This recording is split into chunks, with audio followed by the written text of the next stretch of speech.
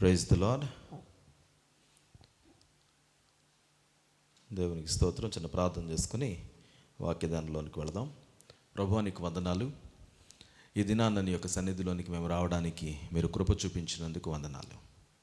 మీరు మాట్లాడే దేవుడు, మీ మాటలకు తార్కాణంగా నీ యొక్క వాక్యాన్ని మాకు అనుగ్రహించి ఉన్నారు. దాన్ని బట్టి నేను స్తుతిస్తున్నాం ప్రభువా.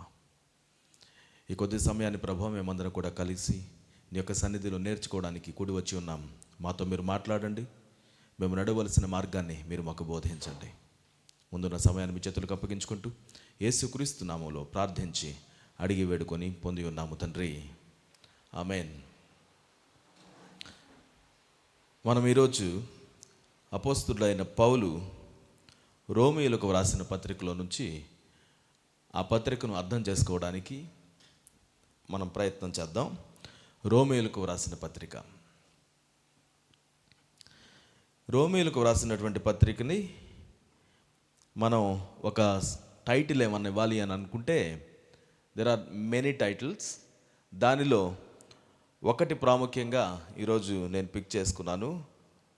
ఆ title the righteousness of God. The righteousness of God, దేవుని యొక్క నీతి. రోమీయులకు రాసిన పత్రిక దేవుని గురించి మాట్లాడుతుంది, ఆయన నీతిని గురించి మాట్లాడుతుంది, సువార్త యొక్క గొప్పతనం గురించి మాట్లాడుతుంది. మరి ప్రతి క్రైస్తవునికి యేసును వెంబడించాలి అని నిర్ణయం తీసుకున్న ప్రతి ఒక్కరికి కూడా ఈ పత్రిక అర్థం చేసుకోవడం చాలా ప్రాముఖ్యం. గత కొన్ని వారాలుగా మనం సువార్తలు ఒకదాని తర్వాత ఒకటి నేర్చుకుంటూ వచ్చాం. అపోస్తలుల కార్యాన్ని గడిచిన వారంలో మనం నేర్చుకున్నాం. యేసుక్రీస్తు వారు భూమి మీదకి రావడము, ఆయన యొక్క ఉద్దేశము, అదంతా ఏ విధంగా జరిగిందో సువార్తలు వివరిస్తే, ఆయన భూమి మీద నుంచి పరలోకానికి ఆరోహణమై వెళ్ళిన తరువాత అక్కడ ఏం జరిగింది, వెళ్ళిన తరువాత సంఘం ఎలా ప్రారంభమైంది అనే దానికి సంబంధించి మనం అపోస్తలుల కార్యాన్ని గురించి మనం నేర్చుకున్నాం.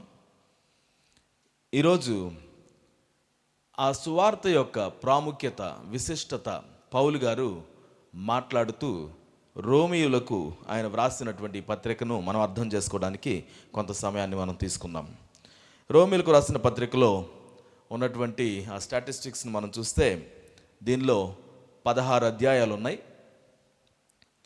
మొత్తం కలిపి దాదాపు 433 వచనాలు రోమీయులకు రాసిన పత్రికలో మనం చూస్తాం.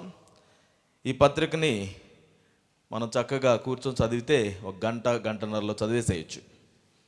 16 అధ్యాయాలు, ఒక గంట సేపు టైం తీసుకుంటే ఎంతో విలువైనటువంటి వాక్య భాగాలను మనం గమనించడానికి సహాయం చేస్తుంది. So I encourage all of us, దేవుని యొక్క వాక్యంలో నేనేం చదవాలి అని మీరు అనుకుంటూ ఉంటే రోమీయులకు రాసిన పత్రికను తీసి చదవండి. ఒక గంట సేపు మీకు టైం ఉందా, రోమా పత్రిక తీయండి, దాన్ని వెంటనే చదవడానికి ప్రయత్నించండి.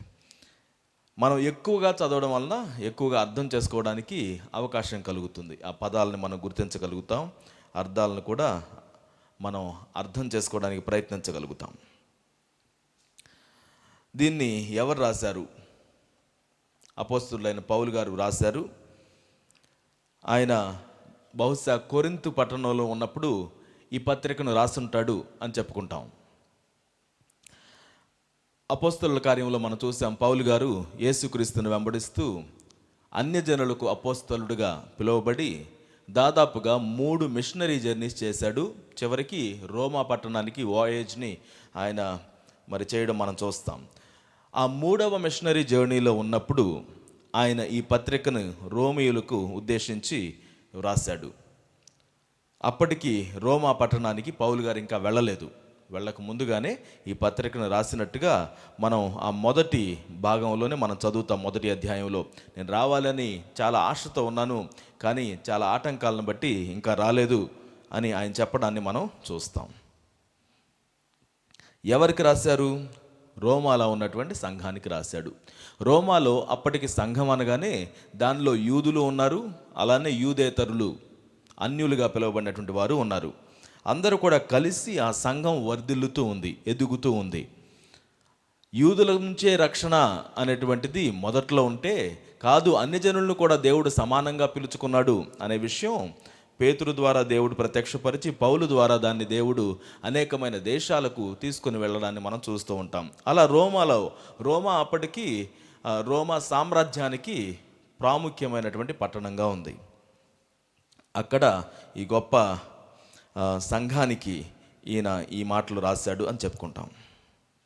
ఇది ఎప్పుడు రాశాడు? క్రీస్తు శకం 56-57 సంవత్సరాల మధ్యలో దీన్ని రాస్తుంటాడని నమ్ముతాం. చాలామంది 57వ సంవత్సరంలో దీన్ని పౌలు గారు రాశారు అని మనం చెప్పుకుంటాం. ఈ పత్రిక మనం చదువుతూ ఉంటే ఇది దేని గురించి మాట్లాడుతుంది అని మనం అర్థం చేసుకోవడానికి ప్రయత్నిస్తాం.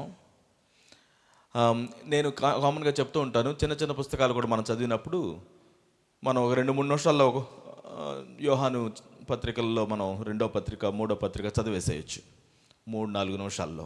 అలా చదివిన వెంటనే ఏమడుగుతానంటే దీనిలో ఏ పదం ఎక్కువగా వచ్చింది అని చూపించమంటాను. ప్రతి పుస్తకంలో కూడా ఏ పదం ఎక్కువగా వచ్చింది అని చూడడం, ఆ పదం ఎంత ప్రాముఖ్యమైనటువంటి పాత్రను ఆ పత్రికలో పోషిస్తుందో మనం తెలుసుకోవచ్చు. రోమీయులకు రాసిన పత్రికలో దేవుడు అనే పదం దాదాపుగా 150 సార్లు కంటే పై భాగంలోనే వచ్చింది. 150 కంటే ఎక్కువ సార్లు. తెలుగు బైబిల్లో నేను చూస్తే దాదాపుగా 153 సార్లు కంటే ఎక్కువగానే మనం దేవుడు అనే పదాన్ని చూస్తాం. యేసు గురించి, పరిశుద్ధాత్మ గురించి కాకుండా జస్ట్ దేవుడు అనే పదం గురించి. ఇంకా ఎన్నోసార్లు యేసు గురించి, క్రీస్తు గురించి, అలానే పరిశుద్ధాత్మ గురించి ఈ పత్రిక మాట్లాడుతుంది. ఒక రకంగా చెప్పుకుంటే దేవుడు ఎవరు, ఆయన ఏమై ఉన్నాడు, అసలు ఆయన ఏం చేశాడు అనే దాని గురించిన సంపూర్ణమైనటువంటి వివరణగా రోమీయులకు రాసిన పత్రిక మనకు పరిచయం అవుతుంది. మనం వర్షిప్ స్కూల్లో నేర్చుకుంటాం, దేవుని ఆరాధించాలి అనంటే, ఆయన స్తుతించాలి అనంటే మనం ఈ 2 ప్రశ్నలకు మనం ఆన్సర్ చేస్తామని. ఏంటది? దేవుడు ఏం చేశాడు, అలానే ఆయన ఏమై ఉన్నాడు. ఈ రెండింటిని గురించి మనం అర్థం చేసుకోవాలంటే రోమీయులకు రాసిన పత్రిక మనకు చాలా స్పష్టంగా వీటిని గ్రహించేలా మనకు సహాయం చేస్తుంది. దీన్ని మనం గుర్తుపెట్టుకోవడానికి ముందుగా కొన్ని ప్రాముఖ్యమైన వచనాలని నోటీస్ చేద్దాం. ఈ పత్రికలో దాదాపుగా సగభాగం మనం కంఠస్థం చేయాల్సినటువంటి మెమరీ వర్సెస్ లాగానే ఉన్నాయి అని నాకు అనిపిస్తుంది నేను అది చదువుతూ ఉన్నప్పుడు. వాటిల్లో ఒక 4-5 వచనాలను మచ్చుకు మనం రాసుకుందాం కీ వర్సెస్గా. మొదటిగా 1వ అధ్యాయం రోమీయులకు రాసిన పత్రిక 16-17 వచనాలు. ఈ 2 వచనాలు ఈ పత్రిక దేని గురించి మాట్లాడుతుందో, దాని విశిష్టత ఏంటో, ఆ డైరెక్షన్ ఏంటో మనకు పరిచయం చేస్తుంది. రోమీయులకు రాసిన పత్రిక 1వ అధ్యాయము 16-17 వచనాలు నేను చదువుతున్నాను. సువార్తను గూర్చి నేను సిగ్గుపడువాడను కాను, ఎలయనగా నమ్ము ప్రతివానికి, మొదట యూదునికి గ్రీసు దేశస్థునికి కూడా రక్షణ కలుగుజేయుటకు అది దేవుని శక్తి అయి ఉన్నది.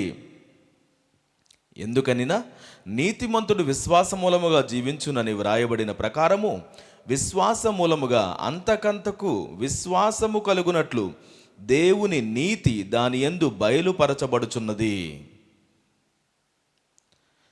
రక్షణ కలుగు చేసే దేవుని శక్తి, దేవుని సువార్త అన్న విషయం ఈ 16వ వచనంలో మనం చదువుతాం. ఆ సువార్తను బట్టి నేను సిగ్గుపడేవాడిని కాదు, నేను దాన్ని చెప్పాలనుకుంటున్నాను, మీ అందరికీ దాన్ని తెలియజేయాలనుకుంటున్నాను. ఎందుకంటే ఇది అందరికీ సంబంధించింది. అప్పుడు ఆయన దగ్గర కనిపించేటువంటి వారిగా ఉన్నటువంటి పేర్లు ఆయన మాట్లాడుతున్నాడు. యూదునికి, గ్రీసు దేశస్థునికి అందరికీ రక్షణ కలుగజేయగలిగినటువంటి శక్తి దేవుని యొక్క సువార్తలో ఉంది. అలానే నీతిమంతుడు విశ్వాసం మూలముగా జీవిస్తాడు. ఆ విశ్వాసం దేవుని నీతి దాని యందు బయలుపరచబడుచున్నది. దేని యందు? సువార్త యందు దేవుని నీతి బయలుపరచబడుతుంది. ఈరోజు మనం ఎలాంటి నీతిని కలిగి ఉన్నాం, మన విశ్వాసం దేని మీద బేస్ అయి ఉంది అనే వాటన్నిటి గురించి కూడా ఈ పత్రిక చాలా స్పష్టంగా మనందరికీ అర్థమయ్యే విధంగా ఇది వ్రాయబడుతుంది. చాలామంది రోమీయులకు రాసిన పత్రిక చదవమంటే అది మాకు అర్థం కాదులేండి అని పక్కన పెట్టేసేస్తారు. దానికి బదులుగా కీర్తనల భాగం చదువుకుంటూ ఉంటాం, లేకపోతే సామెతలు చదువుతుంటాం. అర్థమైనా కాకపోయినా ఎంతో కొంత చిన్నగా ఉంటాయి, ఇదేమో పెద్ద పెద్దగా ఉంటాయి అని. కానీ ఏదైనా మనం చక్కగా అర్థం చేసుకోవాలి అని అంటే చదవాల్సిందే, వినాల్సిందే. ఒట్టొట్టిగా సూక్తులు మాత్రమే మనం మాట్లాడుకుంటే దాని యొక్క వివరణ మనకు అర్థం కాదు. ఈ రోమీలకు రాసిన పత్రిక మీరు ఒకవేళ ఇంతకుముందు చదవకపోతే ఐ అర్జ్ యూ మరలా చదవండి. రోమీలకు రాసిన పత్రిక మొత్తం మీరు కంఠస్థం చేసినా పర్వాలేదు. ఇది చాలా స్పష్టంగా క్రీస్తులో మనం ఏమై ఉన్నాం, అసలు క్రీస్తు ఎవరు, దేవుడు ఏం చేయాలని కోరుకుంటున్నాడు, ఏం చేశాడు మన కోసం, వీటన్నిటి గురించి మనం చక్కగా అర్థం చేసుకోవడానికి రోమీలకు రాసిన పత్రిక మనకి సహాయం చేస్తుంది. Few more versus. 3వ అధ్యాయం 23వ వచనం. ఏ భేదమును లేదు, అందరూ పాపము చేసి దేవుడు అనుగ్రహించు మహిమను పొందలేకపోవచ్చున్నారు. ఈక్వాలిటీ గురించి మనం మాట్లాడుతూ ఉంటాం, చాలా విషయాలు ఈక్వాలిటీ అని. బైబిల్ మనందరం కూడా ఒక విషయంలో బాగా ఈక్వల్గా ఉన్నాం అన్న విషయాన్ని మనకు తెలియజేస్తుంది. పాపం విషయంలో మనం ఈక్వల్గా ఉన్నాం. దేవుని మహిమను, దేవుని యొక్క కృపను మనం పొందుకోలేకుండా ఉన్నాము, దేవుని మహిమను పొందుకోలేకుండా ఉన్నాము అన్న విషయాన్ని ఈ వాక్యం మనకు చాలా సుపరిచితం చేస్తుంది. ఎవరైనా వాళ్ళు చిన్న పాపులు పెద్ద పాపులు అనే తేడా లేదు, వాళ్ళు ఆ దేశస్తులు ఈ దేశస్తులు అనే తేడా లేదు, మగవాళ్ళు ఆడవాళ్ళు అనే భేదం లేదు. వారు ఎవరైనప్పటికీ కూడా ఏ భేదమును లేకుండా అందరూ కూడా పాపం చేసిన వారిగా దేవుని మహిమకు దూరంగా ఉన్నాము. మరొక వచనం, 5వ అధ్యాయం 1వ వచనం. కాబట్టి విశ్వాస మూలమున మనము నీతిమంతులముగా తీర్చబడి మన ప్రభువైన యేసుక్రీస్తు ద్వారా దేవునితో సమాధానము కలిగి ఉందుము. ఎంత గొప్ప ఇన్విటేషన్ ఇది! విశ్వాస మూలముగా మనం నీతిమంతులంగా తీర్చబడుతున్నాం. క్రియలు దాంతోపాటుగా ఫాలో అవుతాయి, కానీ నమ్మకం దగ్గర ప్రారంభమవుతుంది, మనం విశ్వసించడం దగ్గర ప్రారంభమవుతుంది. మనము నీతిమంతులుగా తెచ్చబడుతున్నాం, మన ప్రభు అయిన యేసుక్రీస్తు ద్వారా దేవునితో సమాధానం కలిగి ఉంటాం. ఈరోజు మనం చాలా విషయాలు మాట్లాడుకుంటాం, కానీ దేవునితో సమాధానం కలిగి ఉన్నావా నువ్వు? ఆ సమాధానం కేవలం మన ప్రభు అయిన యేసుక్రీస్తు ద్వారా మాత్రమే దేవునితో సమాధానం కలిగి ఉండడం సాధ్యమవుతుంది. మన మంచి నడవడిక చేత మనకి యేసుతో సంబంధం లేకుండా నేను దేవునితో సమాధానం కలిగి ఉంటాను అంటే కుదరదు. ఆయన యందు విశ్వాసం లేకుండా, యేసునందు విశ్వాసం లేకుండా మనం నీతిమంతులుగా ఉంటామనంటే కుదరదు. ఈ పత్రిక చాలా స్పష్టంగా మనకు చెప్పే ఒక విషయం ఏంటంటే, మన నీతి క్రియలు ఒట్టి మురికి గుడ్డల వంటివి, ఏమాత్రం కూడా పనికిరానటువంటివి. యేసు లేకపోతే మనం ఎంత మంచిగా జీవిస్తున్నామన్న దాన్ని బట్టి నీతిమంతులుగా ఉండడం మాత్రం జరగదు. అలానే దేవునితో సహవాసంలో మనం ముందుకెళ్ళగలుగుతాం, సమాధానం కలిగి ఉంటామంటే అదంతా కూడా ఒట్టి బూటకం, యేసు ద్వారానేవి సాధ్యం అని మనం చూస్తాం. అలానే 8వ అధ్యాయం ఎంతో ప్రశస్తమైనటువంటి అధ్యాయం. 1వ వచనం చదువుతున్నాను. కాబట్టి ఇప్పుడు క్రీస్తు యేసునందున్న వారికి ఏ శిక్షా విధి లేదు. చాలామంది క్రీస్తు నమ్ముకున్న తర్వాత కూడా చాలా శిక్షల్లో మనం ఉన్నట్టుగా, శాపాల్లో ఉన్నట్టుగా మనల్ని మనం చూసుకుంటూ ఉంటాం. ఆయన యందు విశ్వాసం ఉంచినటువంటి వానిగా ఉండి నేను నరకానికి వెళ్ళిపోతాను, లేకపోతే నేను చాలా శోధనలో మిగిలిపోతున్నాను అని అనుకుంటూ ఉంటాం. నిజానికి ప్రతి శిక్షా విధిని ఆయన తొలగించేసి ఉన్నాడు అన్న విషయం మనం అర్థం చేసుకుంటే ఎంత బాగుంటుందో. మన మీద ఎప్పటి నుంచో వస్తున్నటువంటి అప్పుని దేవుడు పూర్తిగా తొలగించేసి నూతనమైన ప్రారంభాన్ని మనకిచ్చాడు అన్న విషయం ఈ వచనాలు మనకు పరిచయం చేస్తున్నాయి. అలానే most of our favourite verse 28:28 దేవుని ప్రేమించు వారికి అనగా ఆయన సంకల్పము చొప్పున పిలువబడిన వారికి మేలు కలుగుటకై సమస్తమును సమకూడి జరుగుచున్నవని ఎరుగుదుము. దేవా, నేను నిన్ను ప్రేమిస్తున్నాను అనే విషయంలో మనం నిబద్ధత కలిగి ఉంటే మన జీవితంలో జరిగే వాటన్నిటినీ దేవుడు మంచి కోసం జరిగిస్తాడు అని ఎంతో హోప్నిచ్చేటువంటి గొప్ప బైబిల్ వచనం. There are times in my life, ఇదొక వచనాన్ని బేస్ చేసుకొని ఒక్కొక్క రోజు ముందుకు వెళ్ళిపోయినటువంటి సంవత్సరాలు ఉన్నాయి. ప్రతిరోజు కూడా నువ్వు ఇది ఎలా చేస్తావో నాకు తెలీదు. ఈరోజు నేను పొందుకునే అనుభవం మంచి కోసం ఎలా వాడుకుంటావో I have no clue, I cannot even think about it.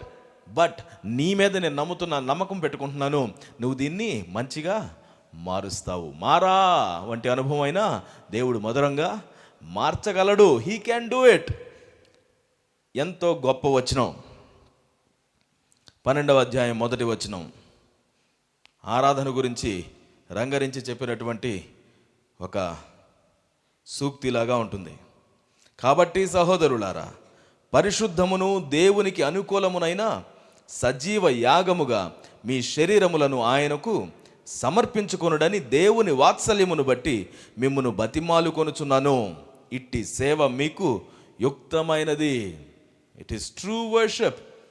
ఆయనకు మనల్ని మనం అప్పగించుకోవడం గురించి, దేవునికి అనుకూలంగాను పరిశుద్ధంగాను మన శరీరాన్ని ఉంచుకొని దానిని దేవునికి అప్పగిస్తూ ఎవ్రీడే, ప్రతి దినము కూడా ఆయన శిష్యులతో చెప్తాడు కదా, అనుదినము మీ సిలువను ఎత్తుకొని నన్ను వెంబడించాలి. అనుదినము మన శరీరాన్ని దేవునికి సమర్పించుకుంటూ మనం ముందుకు సాగుతూ దేవునికి ఆరాధనగా ఉంటుంది అన్న విషయాన్ని ఈ వచనం మనకు తెలియజేస్తుంది. There are numerous Bible verses in Romans.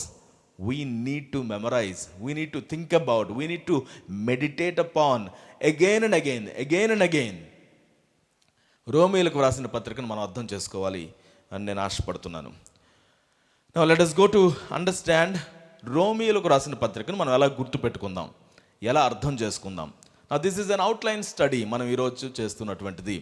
రోమీయులకు రాసిన పత్రిక మొత్తం ఎన్ని అధ్యాయాలు ఉన్నాయి అనుకున్నాం? 16 చాప్టర్స్. వీటిని మనం ఎలా డివైడ్ చేస్తున్నామో చూద్దాం.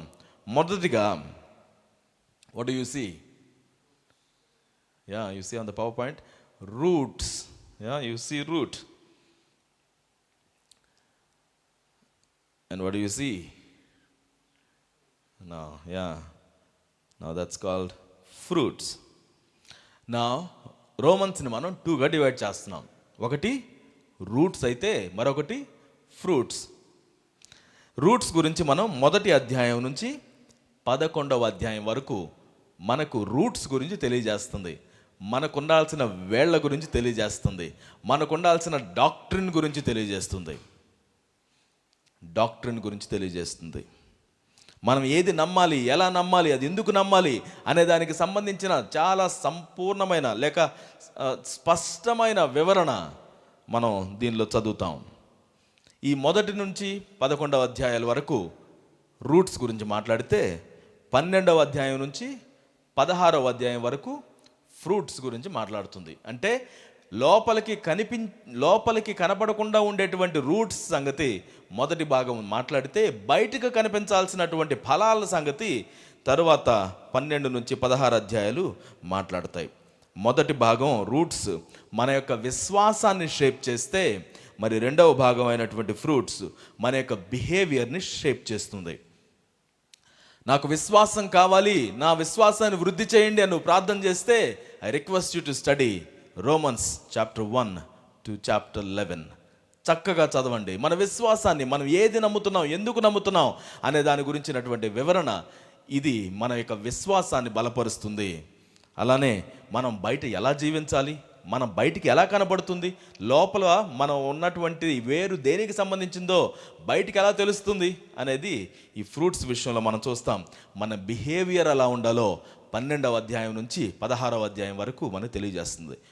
My behaviour is very bad అన్నా అనువంటే స్టడీ రోమన్స్ 12 to 16. అర్థం చేసుకోండి. దానిలో ఏదైతే మన బిహేవియర్లో కనబడడం లేదో వాటిని ప్రభు యొక్క సహాయంతో మన యొక్క జీవితంలో కలిగి ఉండడానికి మనం అడుగుదాం. పరిశుద్ధాత్ముడు మనకు సహాయం చేస్తాడు. Let us go and understand roots గురించి అర్థం చేసుకుందాం. నా మొదటి 11 అధ్యాయాలని 4 విభాగాలుగా అర్థం చేసుకోవడానికి ప్రయత్నం చేద్దాం. షేప్స్ బిలీఫ్, మన యొక్క విశ్వాసాన్ని కట్టేటువంటి భాగంగా ఈ మొదటి 11 అధ్యాయాలని మనం చూస్తాం. 4 భాగాలు. మొదటిది, what's the problem? What's the problem? మొదటి అధ్యాయము 18వ వచనాన్ని చదువుతున్నాను. అక్కడి నుంచి మొదలుకొని 3వ అధ్యాయం 20వ వచనం వరకు ఈ సమస్య గురించి చాలా స్పష్టంగా పౌలు గారు మాట్లాడడం మనం చూస్తాం.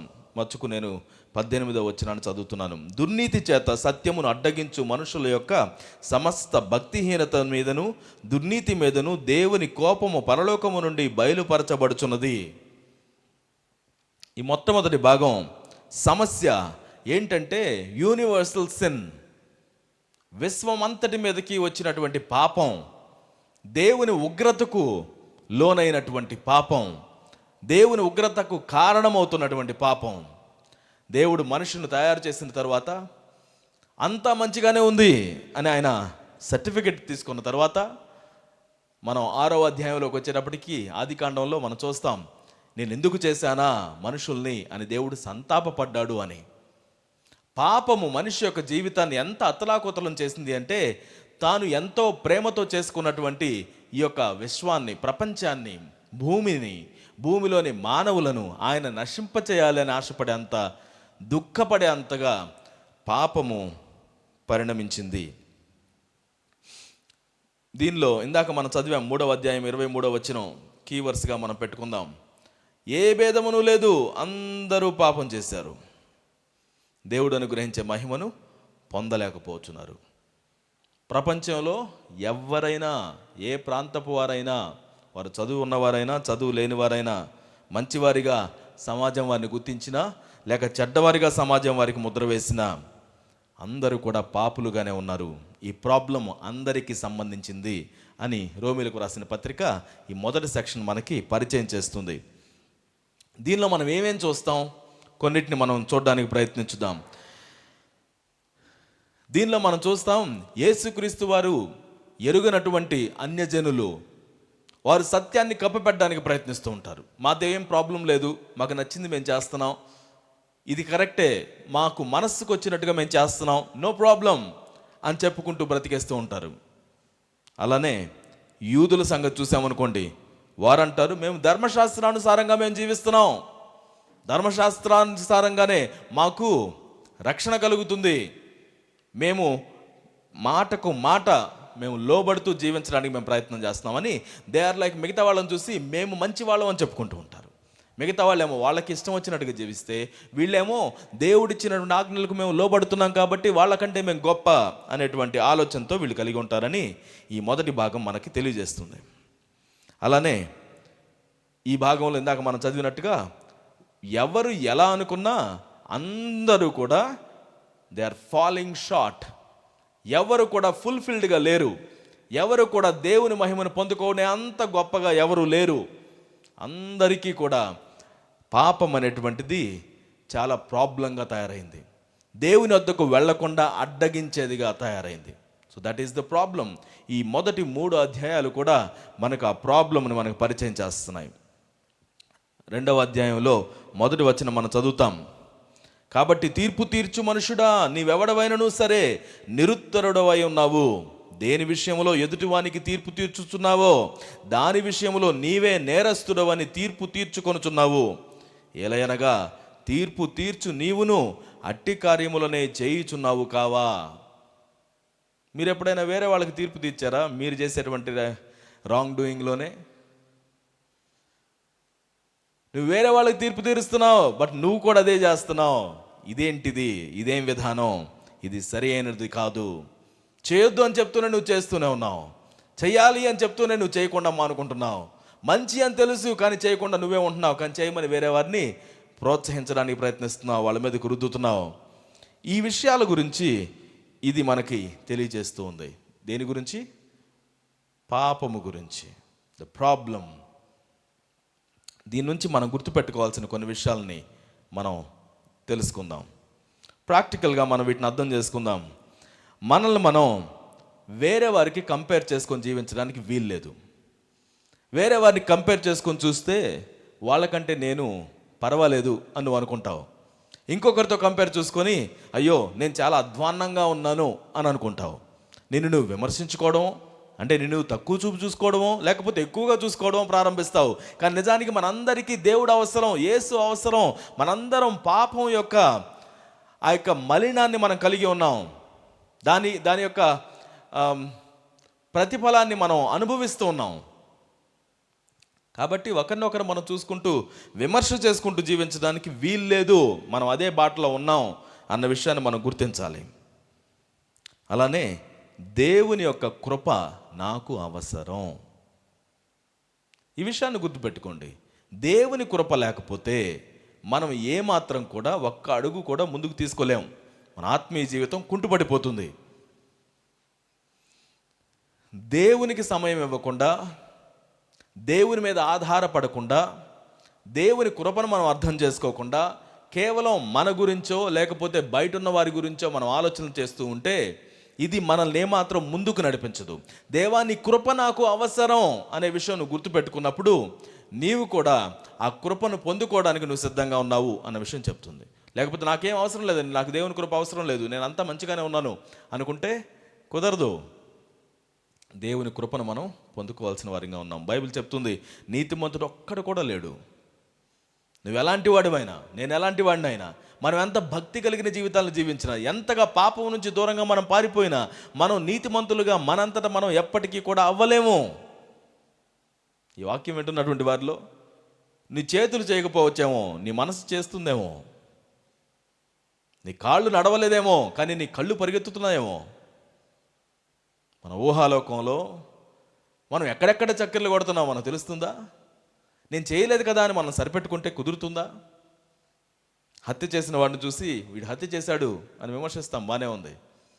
కానీ నీ కోపం వచ్చినప్పుడు నువ్వేం చేస్తున్నావు? ఎవరి గురించి నీ మనసులో హత్య చేసేస్తున్నావు? నీ నోటి నుంచి వచ్చేటువంటి మాటల ద్వారా ఎంత హాని తలపడుతుంది.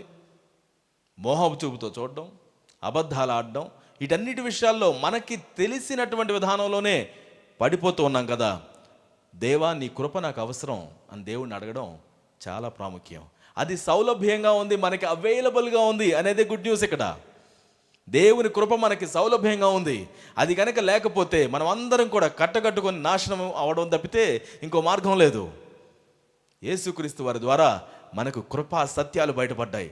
మనం దేవుణ్ణి అంగీకరించడానికి, నీతిమంతులుగా మార్చబడడానికి దేవుడు మనకు అవకాశం ఇస్తున్నాడు. ఈ పర్టికులర్ సెక్షన్ మనం సువార్థీకరణ కోసం వాడుకోవచ్చు, ఇవాంజలిజం కోసం. ఒక వ్యక్తి యొక్క పాపపు జీవితం ఎంత వాస్తవమైందో ఇది మనం చదివితే మనకు అర్థమవుతుంది. మనం ఏ ఒక్క వ్యక్తిని కూడా చేయి చూపించి నువ్వు పాపివి అని చెప్పడానికి మనకి ధైర్యం సరిపోదు. ఎందుకంటే మనం అందరం కూడా అదే కోవలో ఉన్నాము. మనం ఎవరినైనా తప్పు చేస్తున్నటువంటి వారిని చూస్తే మన హృదయం ద్రవించాలి. ప్రభువా, నీ కృప వీరికి అవసరం అనేది మనకు అర్థం కావాలి. అంతేగాని వీళ్ళ జీవితం ఎప్పుడు మారిపోతుంది, వీళ్ళు ఎందుకు ఇలా ఉన్నారు అని బాధపడడం కాదు. దేవుని యొక్క కృప వీరికి అవసరం. వారంతటా వారు దాని నుంచి బయటికి రావడం వీలు లేకుండా ఉంది. కాబట్టి ఈ సెక్షన్ మనం అర్థం చేసుకుందాం. మనం ఎటువంటి పాపులం అర్థం చేసుకుందాం. ఒకవేళ మీలో ఎవరైనా ఇదిగో నేను అంతా బాగానే ఉన్నానన్నా, నాకేం ప్రాబ్లం లేదంటారా, ఈ 3 అధ్యాయాలు కొంచెం చదవండి కూర్చొని. నీకు అర్థమవుతుంది మన యొక్క జీవితంలో దేవుని కృప లేకపోతే మనం ఎంత పాపులంగా మిగిలిపోతున్నామో మనకు తెలిసి వస్తుంది. The second section in this, the provision. Problem మన పాపం అయితే దేవుడు దానికోసం ఏం చేశాడు? మనం విశ్వసిస్తే చాలు, నీతిని దేవుడు మనకు అనుగ్రహించారు. Justification by faith. 3వ అధ్యాయం 21వ వచనాన్ని చదువుతున్నాను. ఈ సెక్షన్ మనం 3వ అధ్యాయం 21వ వచనం నుంచి 5వ అధ్యాయం 21వ వచనం వరకు ఇది సెకండ్ సెక్షన్గా మనం చెప్పుకోవచ్చు. 21వ వచనం, ఇట్లుండగా ధర్మశాస్త్రమునకు వేరుగా దేవుని నీతి బయలుపడుచున్నది, దానికి ధర్మశాస్త్రమును ప్రవక్తలను సాక్ష్యమిచ్చుచున్నారు. దేవుని నీతి ధర్మశాస్త్రానికి వేరుగానే మనకు ప్రత్యక్షమైంది, బయలుపడుతుంది. దేవుని నీతి మనకి ఎలా పొందుకుంటాము అంటే ధర్మశాస్త్రం మూలంగా కాదండి. మరి ఎలా పొందుకుంటాం? ఇది ఈ సెక్షన్ మనకి తెలియజేస్తుంది. దీనిలో మనకి కీవర్డ్స్గా 3వ అధ్యాయము 24వ వచనం చదువుతున్నాను. కాబట్టి నమ్మువారు ఆయన కృపచేతనే క్రీస్తు యేసునందలి విమోచనము ద్వారా ఉచితముగా నీతిమంతులని తీర్చబడుచున్నారు. ఎలా తీర్చబడుతున్నారంటండి? ఉచితముగా అని చెప్దాం ఒకసారి. ఫర్ ఫ్రీ అనే లేబుల్కి అందరూ అట్రాక్ట్ అవుతారు. ఇక్కడ యేసుక్రీస్తు వారు ఏం చెప్తున్నారంటే ఫర్ ఫ్రీ, ఉచితంగా. ఏం చేస్తున్నాడు ఉచితంగా? నీతిమంతులను తీర్చబడుతున్నారట. అబ్బా, ఎలా? నమ్మువారు ఆయన కృప చేత క్రీస్తు యేసునందలి విమోచనము ద్వారా.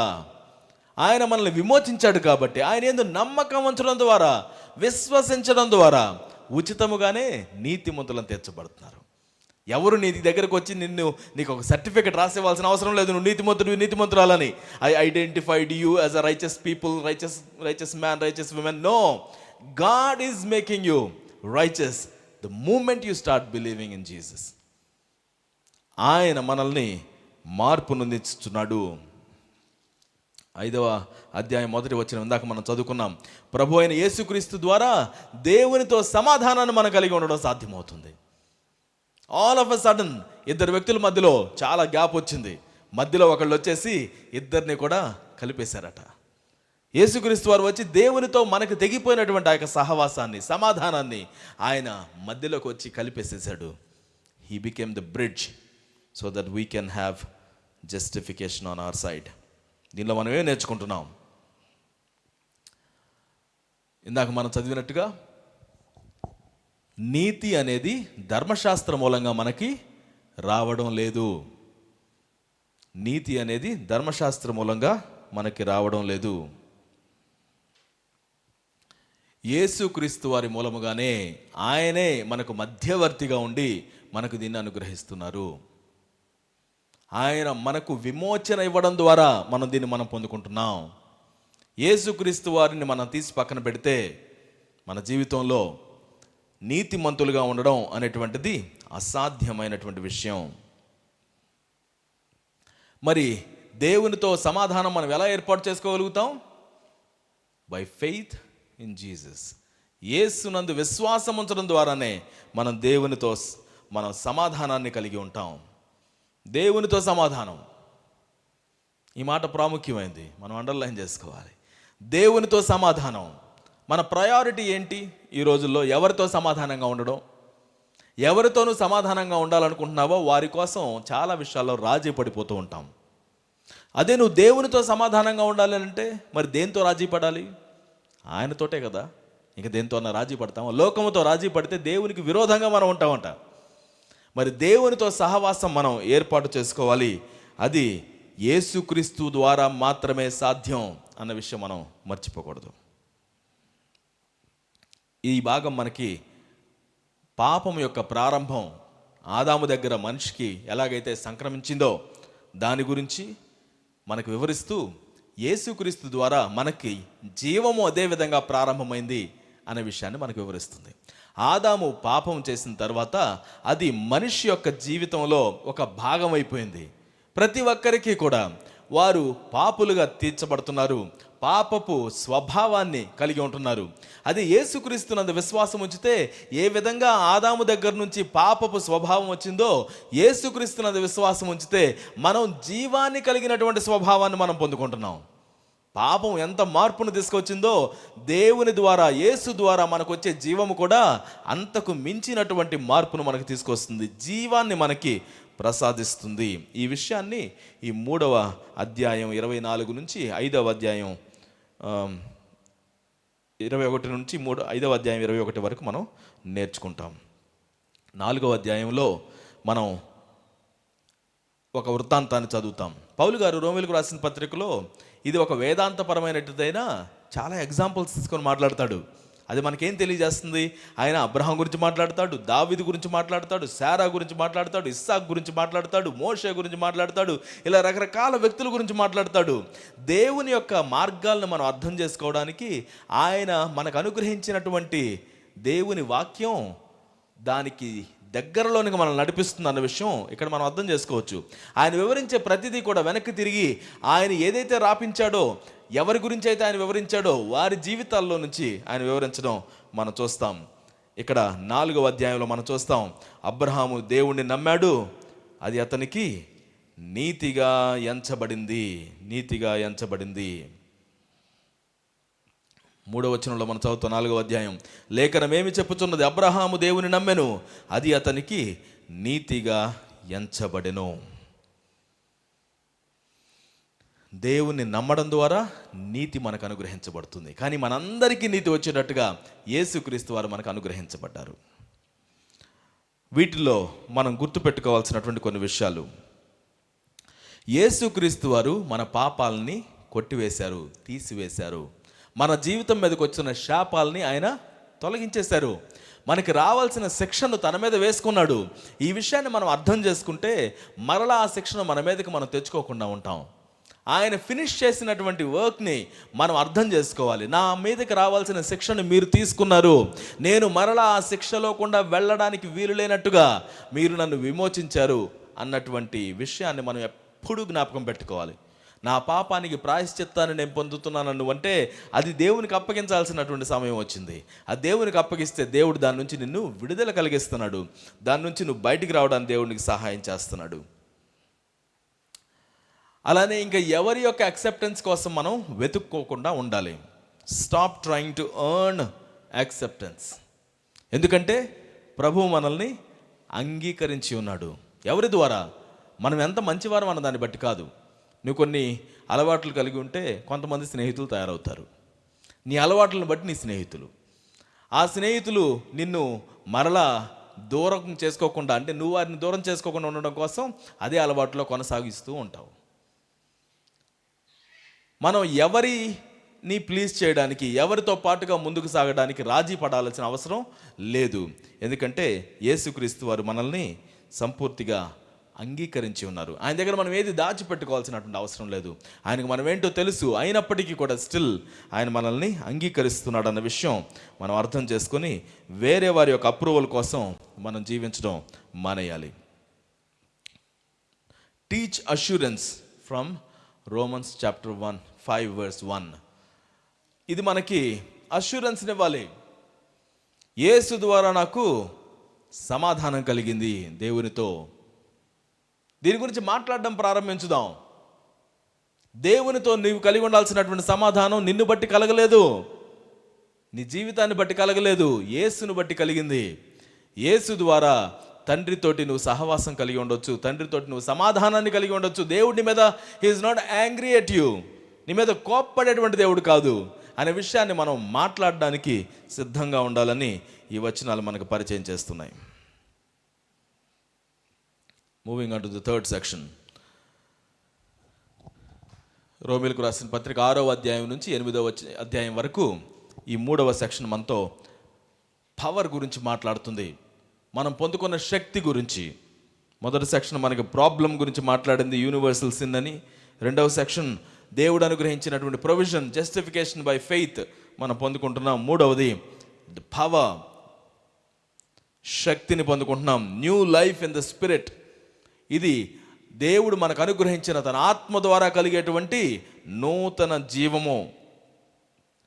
దీనిలో కీ వర్సెస్గా మనం 6వ అధ్యాయము 11వ వచనం, 8వ అధ్యాయం 1వ వచనం, 8వ అధ్యాయం 11వ వచనాన్ని మనం రాసుకుందాం. మొదటిగా నేను 6వ అధ్యాయం 11వ వచనాన్ని చదువుతున్నాను. అటువలే మీరును పాపము విషయమై మృతులుగాను, దేవుని విషయమై క్రీస్తు యేసునందు సజీవులుగాను మిమ్మును మీరే ఎంచుకొనుడి. నూతనమైన జీవాన్ని దేవుడు మనకిస్తున్నాడు ఇక్కడ. పాపం విషయంలో మనం మృతులమైపోయాం, పాపం మన మీద ఎలాంటి అజమాయిషీ చేయకుండా ఉండే విధంగా. అలానే దేవుని విషయంలో క్రీస్తు యేసునందు సజీవులుగా ఎంచుకోవాలి. యేసును బట్టి నేను జీవించగలుగుతున్నాను, ఎల్లప్పుడూ జీవిస్తాను నేను, మరణము నన్ను ఏమాత్రం కూడా ఆటంకం చేయలేదు అన్న విషయాన్ని మనం గుర్తించాలి. 8వ అధ్యాయం 11వ వచనాన్ని చదువుతున్నాను.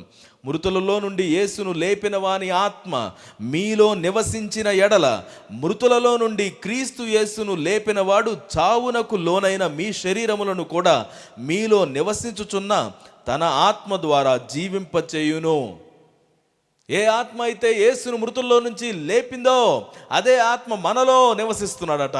ఆయన మనల్ని మృతుల్లో నుంచి లేపి నిత్యము జీవించేవానిగా ఆయన చేస్తున్నాడు, మన శరీరాలను కూడా జీవింపచేస్తున్నాడు అన్న విషయం ఈ వచనాలు మనకు పరిచయం చేస్తున్నాయి. Thank God for the new life.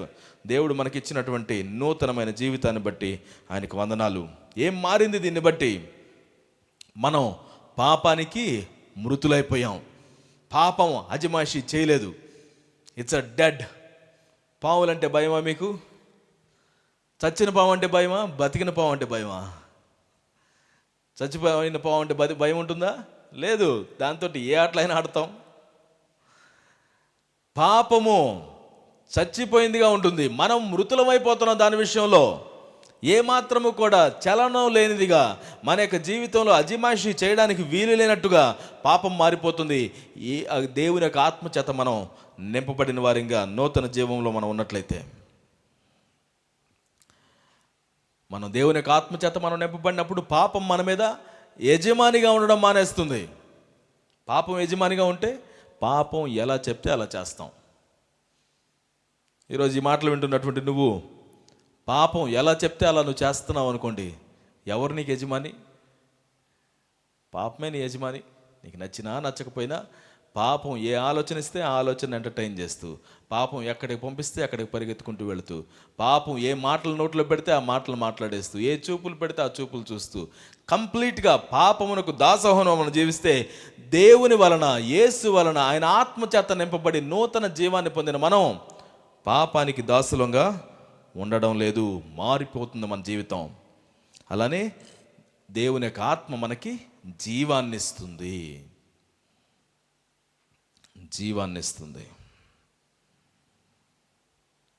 ఈరోజు ఈ మాటలు వింటున్నటువంటి నువ్వు జీవాన్ని కలిగి ఉన్నావా? ఇంకా మరణ ఛాయల్లోనే ఉంటున్నావా? దేవుడు తన ఆత్మ ద్వారా జీవాన్ని మనకిస్తున్నాడు.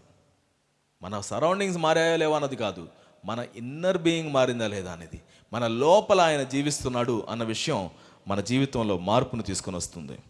అలానే 8వ అధ్యాయం 1వ వచనం చదువుతున్నాం. ఆయన యందున్న వారికి ఏ శిక్షా విధి లేదు.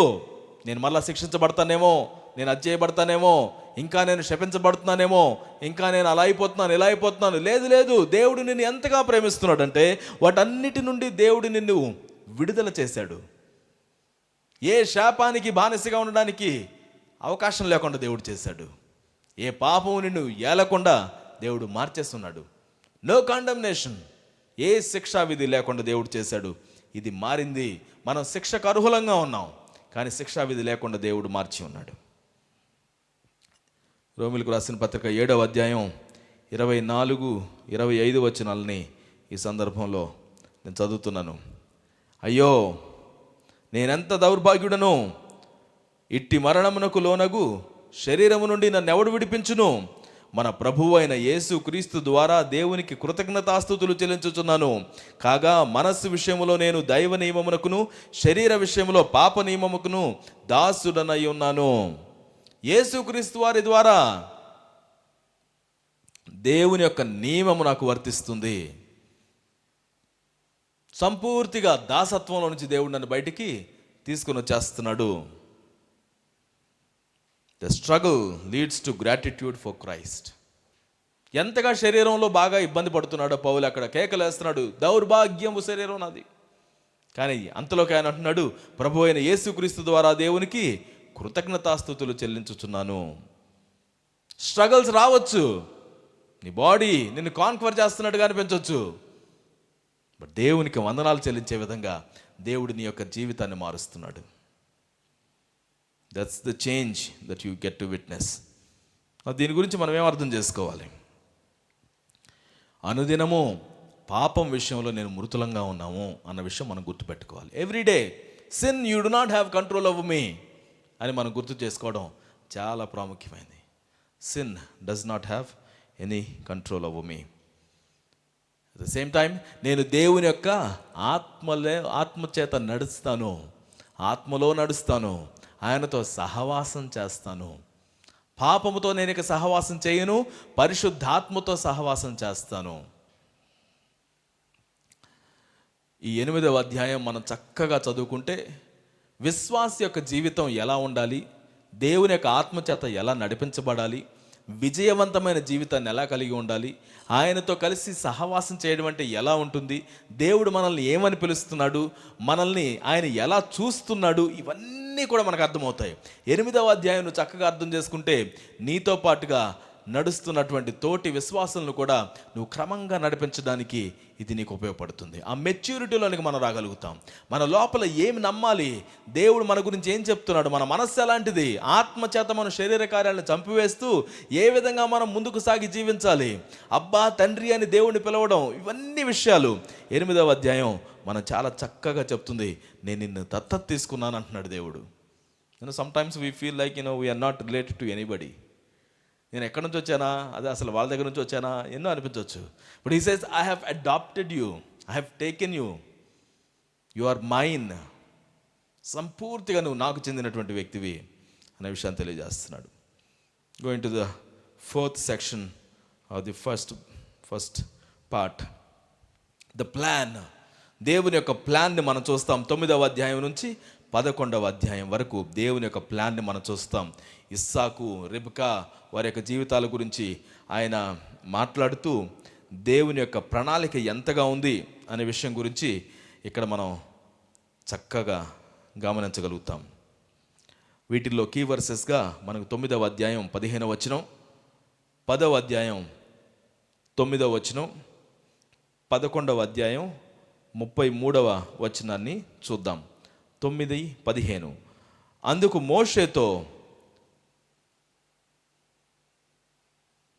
14వ వచనం చదువుతున్నాను. కాబట్టి ఏమందుము, దేవుని యందు అన్యాయం కలదా? అట్లా అనరాదు. అందుకు మోషేతో ఈలాగు చెప్పుచున్నాడు, ఎవనిని కరుణింతునో వానిని కరుణింతును, ఎవని ఎడల జాలి చూపుదునో వాని ఎడల జాలి చూపుదును.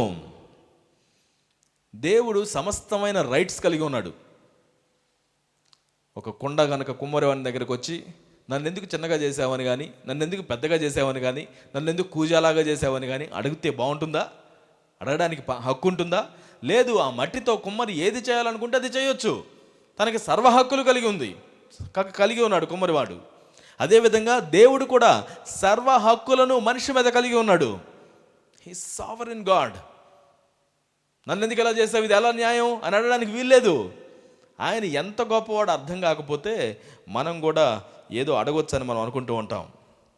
10వ అధ్యాయం 9వ వచనం, అదేమనగా, యేసు ప్రభు అని నీ నోటితో ఒప్పుకొని దేవుడు మృతులలో నుండి ఆయనను లేపెనని నీ హృదయమందు విశ్వసించిన ఎడల నీవు రక్షింపబడుదువు.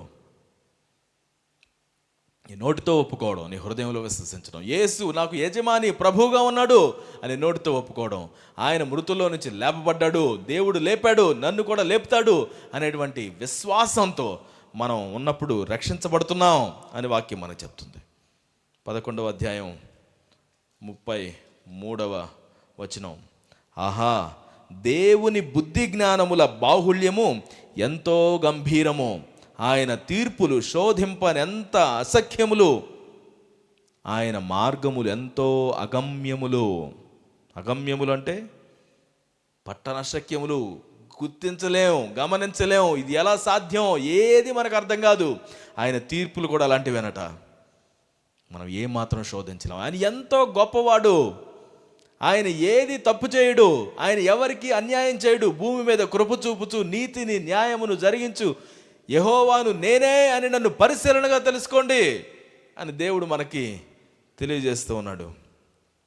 ఈ భాగాలు ఆయన యొక్క సావరెనిటీ గురించి, ఆయన సార్వభౌమ అధికారం గురించి మాట్లాడుతున్నాయి. దీనిలో మనం ఏం నేర్చుకుంటున్నాం? దేవుడు కృప చూపిస్తున్నాడు, కరుణిస్తున్నాడు. ఎవరిని కరుణించాలనుకుంటే ఆయన వారిని కరుణించగలుగుతున్నాడు. ఒక సందర్భంలో ఇశ్రాయేలుని ఆయన రిజెక్ట్ చేసేస్తాడు. నువ్వు నాకు చెందవు ఇంకా.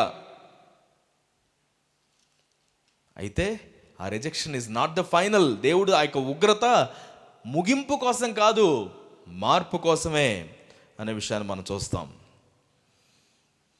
అలానే ఇదే భాగం మనకు పరిచయం చేస్తుంది. రక్షణ అనేటువంటిది కేవలం కొంతమందికే కాదు, ఇశ్రాయేలులకు మాత్రమే కాదు, ఇశ్రాయేలులకి వస్తుంది, అలానే అన్యులకు కూడా వస్తుంది.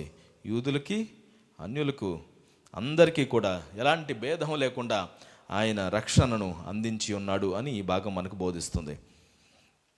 God's wisdom is beyond human grasp. దేవుడు ఎంత జ్ఞాని అంటే మనం ఊహించలేనంత జ్ఞాని. అందుకే మరో పత్రికలో మనం చదువుతాం కదా, దేవుని యొక్క వెరితనం మనుషుని జ్ఞానానికంటే మించి ఉంటుందంట. ఒకవేళ దేవుడు వెరితనం కలిగి ఉంటే మనిషికి ఉన్న జ్ఞానానికి కూడా అది మించి ఉంటుందట. ఇంకా ఆయన జ్ఞానం ఎంత గొప్పదో. అంటే దేవుడు ఒకవాడు పిచ్చివాడైతే ఆయన అప్పుడు పలికేటువంటి మాటలు మనిషి జ్ఞానంగా ఉన్నప్పుడు పలికే మాటల కంటే గొప్పవంట. హిజ్ విజ్డమ్, ఆయన యొక్క జ్ఞానం మనం ఏమాత్రం కూడా ఊహించలేనంత గొప్పది. 10వ అధ్యాయం 1వ వచనం చదువుతున్నాను. సహోదరులారా, ఇశ్రాయేలీయులు రక్షణ పొందవలనని నా హృదయాభిలాషయు వారి విషయమై నేను దేవునికి చేయు ప్రార్థనయై ఉన్నవి. ఇశ్రాయేలీయులు కూడా రక్షించబడాలి. ఎవరి ద్వారా? యేసు ద్వారానే. నేను ధర్మశాస్త్రాన్ని బట్టి వచ్చాను, అబ్రహాము సంతానం నుంచి వచ్చాను, నేను రక్షించబడతాను కుదరదు. ఎలాగైతే అన్యులు రక్షించబడాలి అని ప్రార్థన చేస్తున్నామో ఇశ్రాయేలీయులు కూడా అదే విధంగా ప్రార్థన చేయాలి, అదే విధంగా సువార్త వ్యాపించాలి. యేసుక్రీస్తు పరిచయం అవ్వాలి వారికి. ఆయన లేకుండా వారికి కూడా రక్షణ అనేది లేకుండానే ఉంటుంది. ఇశ్రాయేలీయుల పట్ల పౌలుకున్నటువంటి బర్డెన్ మనం ఇక్కడ చూస్తున్నాం. అంటే పౌలు అనగానే అన్ని జనులకి అపోస్తలుడు అని చెప్పేసి ఇశ్రాయేలుని పట్టించుకోలేదేమో అని కొన్నిసార్లు అపోహపడుతూ ఉంటాం. కానీ ఈ వచనం మనకు క్లియర్గా చెప్తుంది, కాదు పౌలు ఇశ్రాయేలీయుల విషయంలో కూడా భారం కలిగి ఆయన ప్రార్థన చేశాడు అన్న విషయాన్ని మనకు పరిచయం చేస్తుంది. కొన్ని విషయాలను మనం గుర్తుపెట్టుకుందాం ఈ భాగంలో. Trust God's plan when confused. ఇది ఎలా దేవుని చిత్తం అవుతుంది? ఇది ఎలా పనిచేస్తుంది నా జీవితంలో?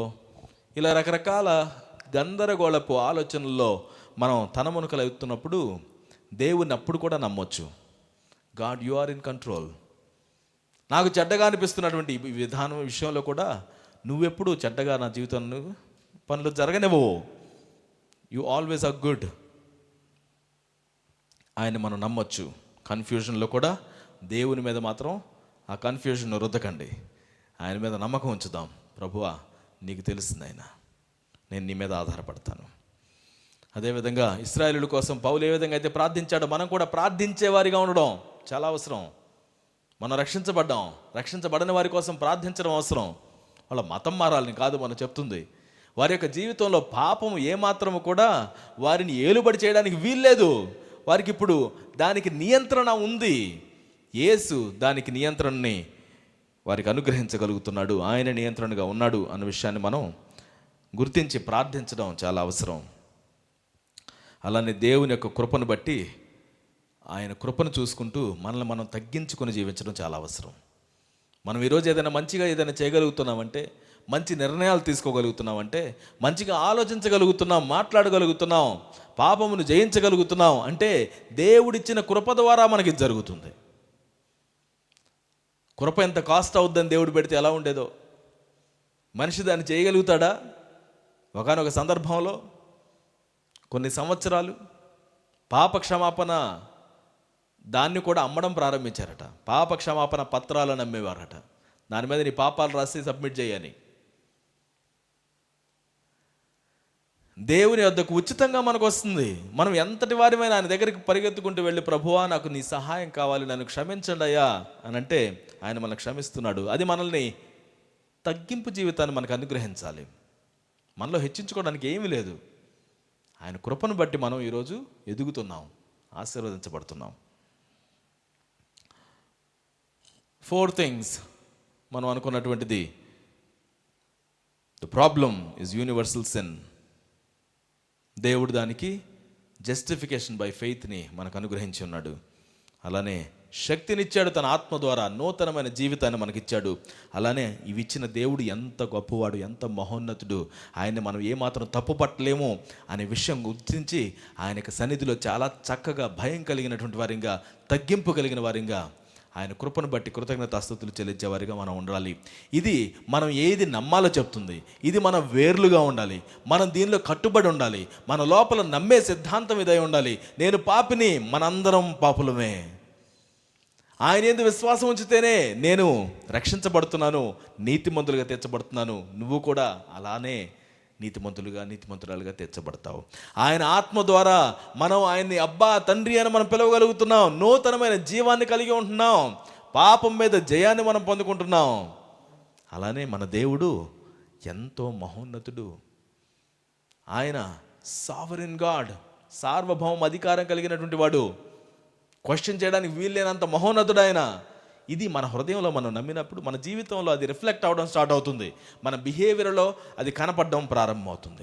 Now let us go to the next session, which is the next part of Romans 12-16.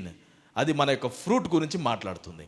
ఇది మనకి బయటికి కనిపించేటువంటి బిహేవియర్, దాన్ని మార్చడానికి ఉపయోగపడేటువంటి గైడ్ బుక్గా దీన్ని మనం చూస్తాం. దీనిలో కూడా 4 భాగాలుగా దీన్ని మనం అర్థం చేసుకోవడానికి ప్రయత్నం చేద్దాం. 12వ అధ్యాయం నుంచి 16వ అధ్యాయం వరకు. మొదటి అధ్యాయం 12వ అధ్యాయం మనకు పరిచయం చేసేటువంటి ప్రధానమైనటువంటి విషయం వర్షిప్ఫుల్ లివింగ్, ఆరాధనా జీవితాన్ని మనకు పరిచయం చేస్తుంది. 12వ అధ్యాయం మొదటి వచనం ఇందాక మనం చదువుకున్నాం. మన శరీరాలను సజీవ యాగముగా దేవునికి సమర్పించుకోవడం గురించి. ఆ యాగం కూడా ఎలా ఉండాలి? పరిశుద్ధము, దేవునికి అనుకూలము జీవంగా ఉండేటువంటి యాగంగా అది మనం కలిగి ఉండాలి. దీని అర్థం ఏంటి? మనం మన యొక్క శరీరాన్ని దేవునికి సమర్పిస్తాం. మన యొక్క మనస్సును మనం 2వ వచనంలో చదువుతాం, మనస్సు మార్చడం వలన నూతనమగు ఏంటది, నీ మనస్సు మారి నూతనమగుట వలన రూపాంతరం పొందండి. మనసు మారితే మనం నూతనం అవుతామంట, రూపాంతరం పరచబడతాం. ఎంతగా మనసు మారుతుందో అంతగా మనం మార్పు నొందేటువంటి జీవితాలను మనం కలిగి ఉంటాం. అలానే 2వ వచనం మనకు చెప్తుంది కదా, మీరు ఈ లోక మర్యాదను అనుసరింపకూడదు. ఈ లోకం యొక్క మర్యాద, patterns of the world, trends of the world, వాటి వెనక పరిగెత్తడం మనం చెయ్యొద్దు. చాలా ట్రెండ్స్ వస్తాయి, మరలా పోతుంటాయి. పోయిన ట్రెండ్సే మళ్ళా వస్తూ ఉంటాయి. కొత్తదేమీ లేదట భూమి మీద.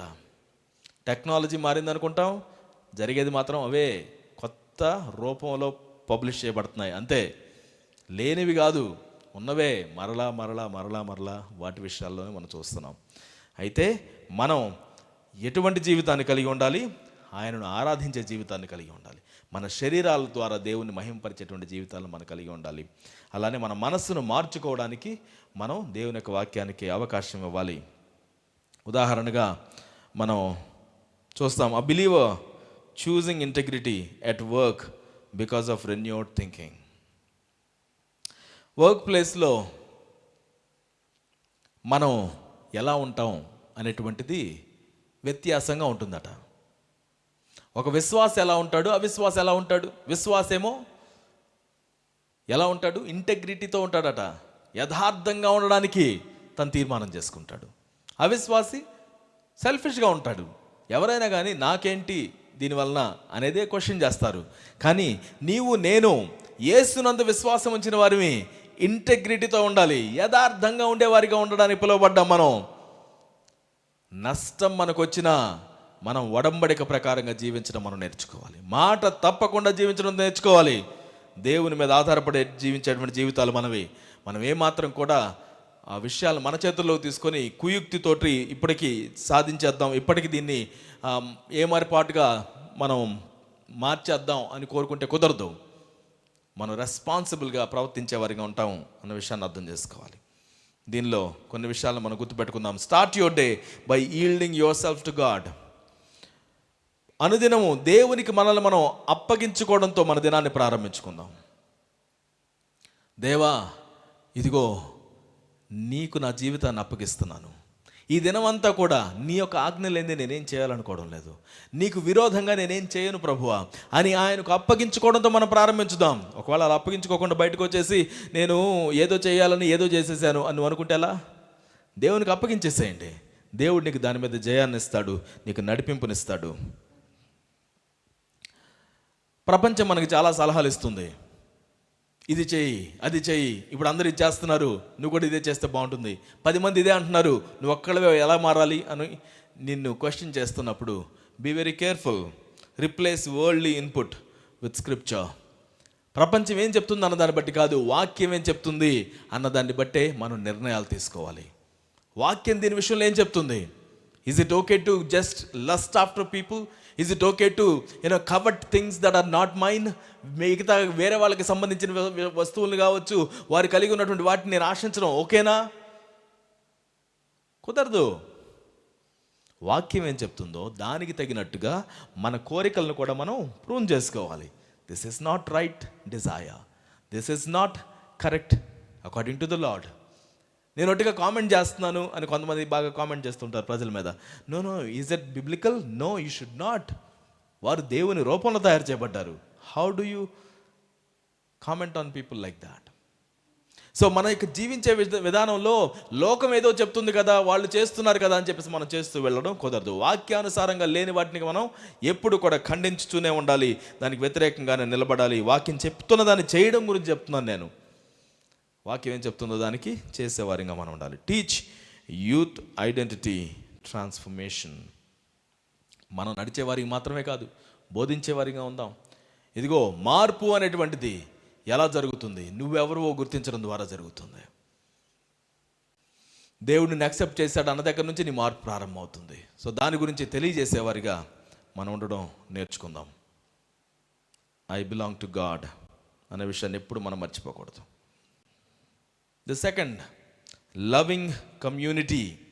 బయటికి ఎలా కనపడుతుంది? యేసునందు మన విశ్వాసం ఉంచితే 12వ అధ్యాయం 3వ వచనం నుంచి 13వ అధ్యాయం చివరి వరకు మనకి ఎన్నో golden things are given here. చాలా విశిష్టమైనటువంటి విషయాలు. ప్రతిరోజు వాటితోటి మనం చెక్ చేసుకుంటే ఎంత బాగుంటుందో.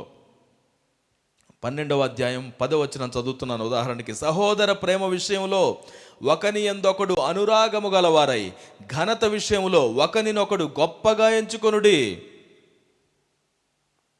ఒకరి పట్ల ఒకరు కలిగి ఉండాల్సినటువంటి ఘనత ఎలా ఉండాలి, అనురాగం ఎలా ఉండాలి, ఎలాంటి ప్రేమను మనం కలిగి ఉండాలి. నాకంటే ఇదిగో నా పొరుగువాడు యోగ్యుడు అని చూచేటువంటి స్వభావం విశ్వాసికి ఉంటుంది అని ఈ పత్రిక మనకు పరిచయం చేస్తుంది. 13వ అధ్యాయం 10వ వచనం, ప్రేమ పొరుగువానికి కీడు చేయదు గనుక ప్రేమ కలిగి ఉండుట ధర్మశాస్త్రమును నెరవేర్చుటయే. పొరుగువానికి కీడు చేసేది ప్రేమ కాదట. నో మ్యాటర్ వాట్, నీ పొరుగువానికి కీడు చేయడానికి కుదరదు.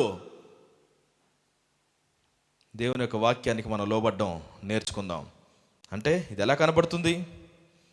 మనం దేవుడు మనకిచ్చేటువంటి ఆత్మీయమైనటువంటి వరాలను మనం దీనిలో వాడతాం. 12వ అధ్యాయం చాలా చక్కగా దేవుడు ఒక్కొక్కరికి ఎలాంటి వరాలు ఇచ్చాడు, విశ్వాస పరిమాణాన్ని బట్టి ఎలాంటి వరాలు ఇచ్చాడో మనకి ఆయన మాట్లాడడం మనం చూస్తాం. వాటిని జాగ్రత్తగా వాడడం నేర్చుకోవాలి. నాకు వరాలు ఉన్నాయి కానీ దాచిపెడతానంటే ఎలా ఉంటుంది? దేవుడిచ్చినటువంటి వరాలని మనం వాడడం నేర్చుకోవాలి. దాంతో భాగంగా ఇతరులని యోగ్యులుగా ఘనపరచడం మనం నేర్చుకోవాలి. Honour others. ఇతరులని మనం ఘనపరచడం నేర్చుకోవాలి. ఎప్పుడు నాకే ఘనత రావాలి అని కోరుకుంటే ఎలా? ఇతరులను ఘనపరిచేటువంటి అలవాటుని మనం పెంచుకోవాలి. అది మన హ్యాబిట్గా ఉండాలి అని వాక్యం మనకు బోధిస్తుంది. అలానే మనం చూస్తాం, మన అధికారులకు లోబడి ఉండండి. 13వ అధ్యాయం 1వ వచనంలో మనం చదువుతాం, ప్రతివాడును పై అధికారులకు లోబడి ఉండవలెను. దేవుడే వారికి అధికారం ఇచ్చాడు. దేవుడే వారిని ఆ సింహాసనం మీద కూర్చోబెట్టాడు. దేవుడే వారికి ఆ యొక్క అధికారం నీ మీద అనుగ్రహించాడు. సమాజంలో వాళ్ళకి లోబడి ఉండండి.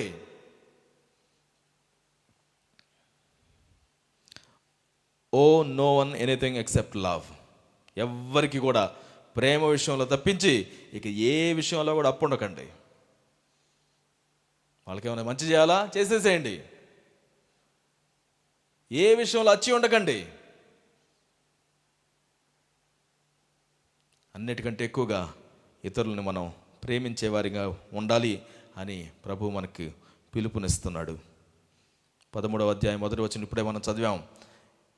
పై అధికారులకు లోబడి ఉండవలెను, ఏలైనగా దేవుని వలన కలిగినది తప్ప మరి ఏ అధికారమును లేదు. ఉన్న అధికారములు దేవుని వలననే నియమింపబడి ఉన్నవి. దేవుడే ఇచ్చాడు అధికారం. అది నీకు హార్డ్గా అనిపించవచ్చు, హార్ష్గా అనిపించవచ్చు, బట్ స్టిల్ దేవుడు అధికారాన్ని ఇచ్చాడు కాబట్టి వి ఒబే. దేవునికి వ్యతిరేకంగా లేనంత వరకు respect for the governing authority. ఎవరినైతే దేవుడు అధికారులుగా పెట్టాడో వాళ్ళకి లోబడి వాళ్ళకి రెస్పెక్ట్ ఇవ్వాలి అనే విషయాన్ని మనం నేర్చుకుంటున్నాం. కొంతమంది ఉంటారు, నేను ఎవరికి రెస్పెక్ట్ ఇవ్వనండి అంటారు. కుదరదు. దేవుడు నీ మీద ఒక అధికారిని పెట్టాడు అని అంటే అతనికి రెస్పెక్ట్ ఇవ్వాల్సినటువంటి భాగ్యం ఇవ్వాలని కోరుకుంటున్నాడు దేవుడు. నువ్వు రెస్పెక్ట్ ఇవ్వాల్సిన బాధ్యత ఉంది అని చెప్తున్నాడు దేవుడు. కొన్ని విషయాలను గుర్తుపెట్టుకుందాం. Identify your gift and serve. ఈ భాగాన్ని నువ్వు చదువుతున్నప్పుడు నీకు దేవుడిచ్చినటువంటి గిఫ్ట్ ఏంటో నీకు తెలుస్తుంది. వాట్ ఈస్ దట్ గిఫ్ట్ అనేది ఐడెంటిఫై చేయండి. బోధించడమా, హెచ్చరించడమా, బుద్ధి చెప్పడమా, కరుణించడమా, ఎలా చేయాలి, ఏం చేయాలి, ఏడ్చే వారితో ఏడవడం, నవ్వే వారితో నవ్వడం, ప్రార్థించడం, స్వస్థపరచడం, ప్రవచించడం, బోధించడం, రకరకాల వరాలను దేవుడు అక్కడ పెట్టున్నాడు. నీకు దేవుడు ఎలాంటి పిలుపునిచ్చాడో జాగ్రత్తగా గమనించి చూసుకో. మరలా చదువు ఆ భాగాన్ని. నువ్వు ఒకసారి గుర్తించిన తర్వాత దాన్ని ఉపయోగించడం ప్రారంభించు. వేరే వారికి ఉన్న గిఫ్ట్ నాకుంటే బాగుండు, దానికి ఎక్కువగా ప్రజలు అట్రాక్ట్ అవుతున్నారు, ఆ గిఫ్ట్ ఏదో బాగుంది, అందరూ గుర్తిస్తున్నారు. నా గిఫ్ట్ ఎక్కడ, లోపల కూర్చొని ప్రార్థన చేయమంటే నేను ప్రార్థన చేస్తే ఎవరు నన్ను చూస్తారు ప్రభు అని అనుకుంటే కుదరదు. దేవుడు నీకు ఏ గిఫ్ట్ ఇచ్చాడో ఆ గిఫ్ట్లో నిలబడు, దాన్ని వాడడం ప్రారంభించు. Resolve conflict quickly. ఎవరితో ఏదైనా మనకి విభిన్న అభిప్రాయాలు ఏర్పడినప్పుడు, వాగ్వివాదాలు ఏర్పడినప్పుడు, తగువులు వచ్చినప్పుడు, గొడవలు వచ్చినప్పుడు సాధ్యమైనంత తొందరగా దాన్ని వెంటనే మాట్లాడేసేసుకోండి. దాని నుంచి బయటకు వచ్చేసేసేయండి. దాంతో ఏ మాత్రం కూడా ఎడబాటుని కలిగి ఉండడానికి ప్రయత్నించకండి. రిజాల్వ్ చేసుకోండి, ఆ కాన్ఫ్లిక్ట్ని రిజాల్వ్ చేసుకుని దాని నుంచి మాట్లాడండి. పర్వాలేదులే వాళ్ళు కూడా చేస్తారు అప్పుడప్పుడు అన్నట్టుగా వదిలిపెట్టేయకండి. మాట్లాడండి, దాని గురించి సాల్వ్ తీసుకొని రావాలి. ఆ నిర్ణయం ఎవరి ద్వారా జరిగిందో, తప్పు ఎవరి ద్వారా జరిగిందో అదంతా కాదు, దాని గురించి ఖచ్చితంగా మనం రిజాల్వ్ చేసుకొని మనం ముందుకు సాగాలి. లేకపోతే అన్రిజాల్వ్డ్గా ఉంటే అవన్నీ మనల్ని ఆపేసేవిగా ఉంటాయి. అవి మనకి బిల్డింగ్ బ్లాకేజెస్గా తయారవుతాయి, ఆబ్స్టకల్స్ అయిపోతాయి. Model respectful citizenship. నిజమైనటువంటి విశ్వాసి తన మీద ఉన్నటువంటి అధికారులను గౌరవిస్తూ అన్ని విషయాల్లో ఒక నిజమైనటువంటి సిటిజన్గా ఎలా ఉండాలి, ఒక ఇండియన్గా ఎలా ఉండాలి జీవించి చూడండి, జీవించి చూపించండి, నేర్పించండి. మన కుటుంబంలో ఉన్నటువంటి వారికి నేర్పించండి, పిల్లలకు నేర్పించండి, యవనస్తులకు నేర్పించండి. మనం జీవించే విధానంలో ప్రతి విషయంలో కూడా చిన్న చిన్న మార్పులే, కానీ ప్రతి దానికి కూడా లోబడి తీసుకునేటువంటి నిర్ణయాలని మనం తీసుకోవాలి అని వాక్యం మనకు బోధిస్తుంది. Third section, unity in differences. రోమీయులకు రాసిన పత్రిక 14వ అధ్యాయం నుంచి 15వ అధ్యాయం 13వ వచనం వరకు మనం ఈ విభిన్నమైనటువంటి వారి మధ్యలో ఐక్యతను ఎలా కలిగి ఉండాలో మనకి తెలియజేస్తుంది. 14వ అధ్యాయం 19వ వచనాన్ని చదువుతున్నాను. కాబట్టి సమాధానమును పరస్పర క్షేమాభివృద్ధిని కలుగజేయు వాటినే ఆసక్తితో అనుసరింతము, వెంటాడుదుము. అందరికీ క్షేమాభివృద్ధిని కలుగజేసే వాటిని మనం వెంటాడడం నేర్చుకోవాలి. నాకు మాత్రమే అనేటువంటి వాటి వెనక పరిగెత్తడం కాదు, అందరికీ ఉపయోగపడేటువంటి వాటిని మనం తీసుకోవడం, వాటిని మనం కలిగి ఉండడానికి ప్రయత్నించడం మనం చేయాలి. ఈ భాగంలో మనం తినాల్సినటువంటి వాటికి సంబంధించినటువంటి విషయాలను మనం చదువుతాం. అలానే మన మనస్సాక్షికి సంబంధించినటువంటి విషయాలను మనం చదువుతాం. మనస్సాక్షికి సంబంధించి అనగానే మరి విశ్వాసుల్లో కూడా కొంతమంది స్ట్రాంగ్ విశ్వాసులు, కొంతమంది వీక్ విశ్వాసులు ఉంటారట. అంటే ఏంటి? కండలు తిరిగిన వాళ్ళు, కండలు లేకుండా ఉన్నవాళ్ళ స్ట్రాంగ్ విశ్వాసులు అంటే మనస్సాక్షి విషయంలో బలంగా ఉన్నటువంటి వారు, బలమైన రూట్స్ కలిగిన వాళ్ళు. కొంతమంది వీక్ రూట్స్ ఉంటాయన్నమాట. అలా వీక్ రూట్స్ ఉండేటువంటి వాళ్ళు మనస్సాక్షి విషయంలో బలహీనంగా ఉన్నటువంటి వారితోటి మనం ఎలాగా డీల్ చేయాలి. నాకు బలం ఉంది కదా అని చెప్పేసి ముందుకు వెళ్ళడానికి వీల్లేదు. బలహీనమైనటువంటి వారిని కూడా జాగ్రత్తగా చూసుకొని వారు అభ్యంతర పడకుండా ఉండే విధంగా జాగ్రత్తగా మనల్ని మనం కండక్ట్ చేసుకోవాలి అని ఈ భాగం మనకు తెలియజేస్తుంది. అలానే సమాధానాన్ని వెంటాడాలి అని ఈ భాగం మనకు తెలియజేస్తుంది. శక్యమైతే అందరితో సమాధానం కలిగి ఉండాలి అని మనకి ఈ భాగం బోధిస్తుంది. వాళ్ళు ఎవరైనా సమాధానాన్ని కలిగి ఉండడానికి ప్రయత్నించాలి. 15వ అధ్యాయం 7వ వచనం. కాబట్టి క్రీస్తు మిమ్మును చేర్చుకొనిన ప్రకారము దేవునికి మహిమ కలుగునట్లు మీరును ఒకనినొకడు చేర్చుకొనుడి. ఆయన మనల్ని ఎలాగైతే చేర్చుకున్నాడో మనం కూడా అదే విధంగా చేర్చుకోవాల్సిన వారిగా ఉన్నాం. Welcome one another as Christ welcomed you. మనం ఏమాత్రం డిజైరబుల్గా లేనప్పుడే మన పాపములో మనం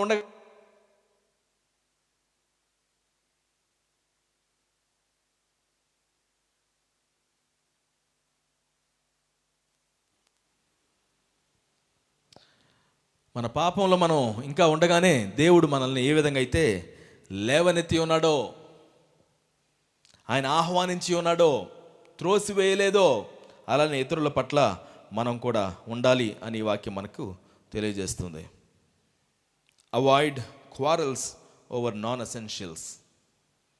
ప్రతిదానిలో గొడవలు పెట్టుకోకండి.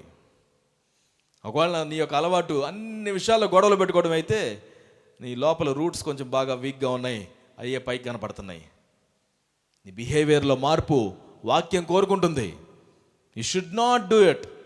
ప్రతి విషయంలో తగాదులు పడ్డం, గొడవలు పడ్డం, నీవు మెచ్యూరిటీ కలిగినటువంటి విశ్వాసిగా జీవించడం లేదు అని అది గుర్తుగా ఉందని గుర్తుపెట్టుకోవాలి. అవసరం లేని ప్రతిదానికి సణుగుతూ మనం ఉండడం వద్దు. అలానే అందరికీ కూడా క్షేమాభివృద్ధి కలిగే విధంగా మనం ఉండడం నేర్చుకోవాలి. ప్రయారిటైజ్ ఎడిఫికేషన్, క్షేమాభివృద్ధి తీసుకురావడానికి మనం ప్రయత్నం చేయాలి. అందరికీ ఏది మంచిది అనేది చూసుకోవాలి. నాకేంటి అనేది కాదు, అందరికీ ఏది మంచిది అనే అలవాటు మనందరం కూడా కలిగి ఉండాలి. ఆ ఆలోచన. ప్రొటెక్ట్ చర్చ్ యూనిటీ, సంఘంలో భేదాభిప్రాయాలు ఉన్నప్పటికీ అది ఏమాత్రం కూడా విచ్ఛిన్నమైపోకుండా ఐక్యతతోటి మనం కలిగి ముందుకు సాగడానికి మనం జాగ్రత్త పడాలి. దానికోసం మనం పనిచేయాలి, సమిష్టిగా పనిచేయాలి, మనం కలిసి ఉండాలి. ఏమైనా ఉంటే మనం మాట్లాడుకోవాలి, కాన్ఫ్లిక్ట్స్ ఏమైనా ఉంటే రెజల్యూషన్ చేసుకోవాలి. అంతేగాని ఎదురెదురు పడితే ఇంకా మాట్లాడుకోవడం లేదు కదా అని చెప్పేసి ఒకళ్ళు ఒక వైపుకి ఇంకొకళ్ళు ఇంకొక వైపుకి వెళితే అది సంఘంగా పరిగణనలోనికి తీసుకొని పడదు. చివరిగా గాస్పల్ పార్ట్నర్షిప్. ఈ చివరి అధ్యాయం మనకి 15వ అధ్యాయం 14వ వచనం నుంచి మొదలుకొని 16వ అధ్యాయం చివరి వరకు సువార్త విషయంలో మనం ఏ విధంగా భాగస్వాములుగా ముందుకు సాగొచ్చు అనే విషయం గురించి మనకు పౌలు గారు వివరిస్తారు. తనతో పాటుగా పరిచర్య చేస్తున్నటువంటి వారి యొక్క పేర్లు ఆయన ప్రస్తావిస్తూ మాట్లాడతారు. రోమీయులకు రాసిన పత్రిక 15వ అధ్యాయం 20వ వచనం చదువుతున్నాను. నేనైతే మరి ఒకని పునాది మీద కట్టకుండు నిమిత్తము ఆయనను గూర్చిన సమాచారం ఎవరికి తెలియజేయబడలేదో వారు చూతురనియు వారు వినని వారు గ్రహింతురనియు వ్రాయబడిన ప్రకారము క్రీస్తు నామమెరుగని చోట్లను సువార్తను ప్రకటింపవలనని మిక్కిలి ఆశ గలవాడనై ఉండి అలాగున ప్రకటించితిని. గొప్ప ఆశ కలిగి ఉన్నాను. క్రీస్తు ఎక్కడ ప్రకటించబడలేదు అక్కడ నేను ప్రకటించాలని ఆశపడుతున్నాను.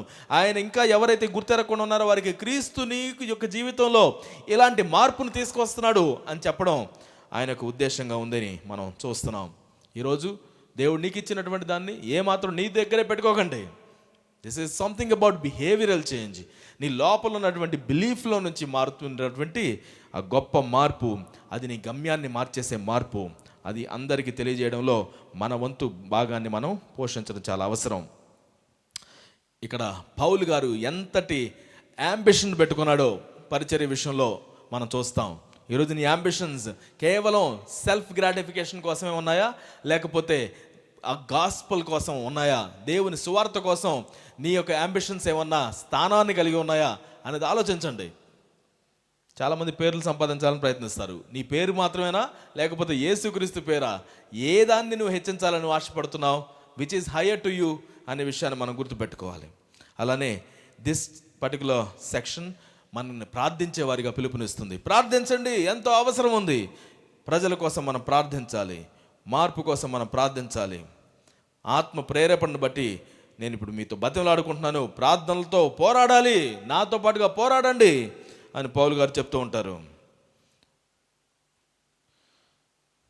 ఈ భాగంలో ఆయన కోవర్కర్స్ గురించి కూడా ఆయన మాట్లాడడాన్ని మనం చూస్తాం. నేను ఒక్కడే కాదు, నాతో పాటుగా చాలామంది పనిచేస్తున్నారు. ఉదాహరణకి మనం 16వ అధ్యాయం 3వ వచనం నుంచి చూస్తే అక్కడ ప్రిస్కిల్లా గురించి ఆయన చెప్తాడు. దాని తర్వాత 7వ వచనం, నాకు బంధువులను నా తోడి ఖైదీలునైనా అంద్రోనీకును యునియకు వందనాలు చెప్తున్నాడు. ఇక దాని తర్వాత అంప్లియా, ఉర్బాను, అపెల్లే, ఇలా చాలామంది విషయాల్లో, అంటే నేను ఒక్కడే కాదు, నాతో పాటు వీళ్ళందరూ కూడా జత పనివారిగా ఉన్నారు. మేమందరం కలిసి పనిచేస్తున్నాం సువార్త పని విషయంలో. We all have a place to work together అనే విషయాన్ని పౌలు గారు దీనిలో మనకి వివరించడాన్ని మనం చూస్తున్నాం. 16వ అధ్యాయం మొత్తం కూడా ఆ విధంగా మనకి దాన్ని పరిచయం చేస్తుంది. ఫీబే, ప్రిస్కిల్లా, అఖిల. దీనిలో మనం ఏం గుర్తుపెట్టుకోవాలి? పరిచర్యకి మనం సపోర్టర్స్గా నిలబడదాం. దేవుని యొక్క పరిచర్య కోసం నిలబడదాం. నేను కూడా దానిలో భాగం అన్న విషయాన్ని మనం గుర్తుపెట్టుకుందాం.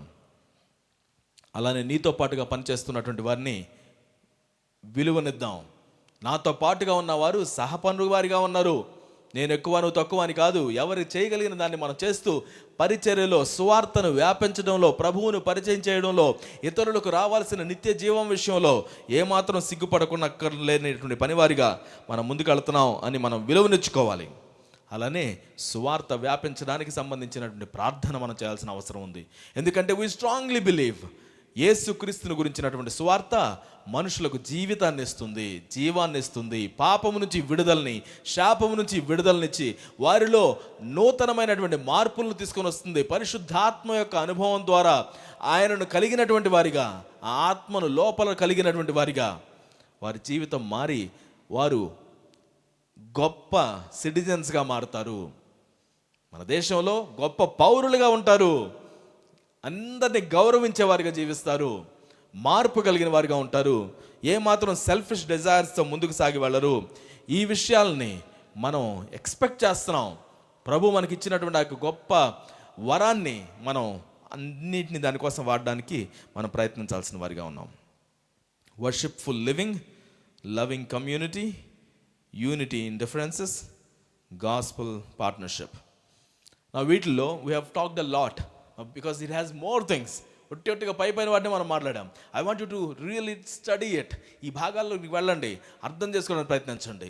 ప్రార్థించడానికి సంబంధించి, ఇతరులను మనం ఎలా మాట్లాడాలి దానికి సంబంధించి, ఇతరులను ఎలాగ మనం చూడాలి, ఎలా ప్రేమించాలి, మనకు ఎలాంటి గిఫ్ట్లు దేవుడు ఇచ్చాడు, వాటిని ఎలా వాడుకోవాలి, నాతో పనిచేసే వారిని నేను ఎలా చూడాలి, ప్రతి విషయంలో కూడా స్పష్టత ఈ యొక్క వాక్యాలు మనకి ఇస్తున్నాయి. దీనిలో మనం గుర్తుపెట్టుకోవాల్సిన ప్రాక్టికల్ లెసన్స్ని మరోసారి నేను మీకు గుర్తు చేస్తాను.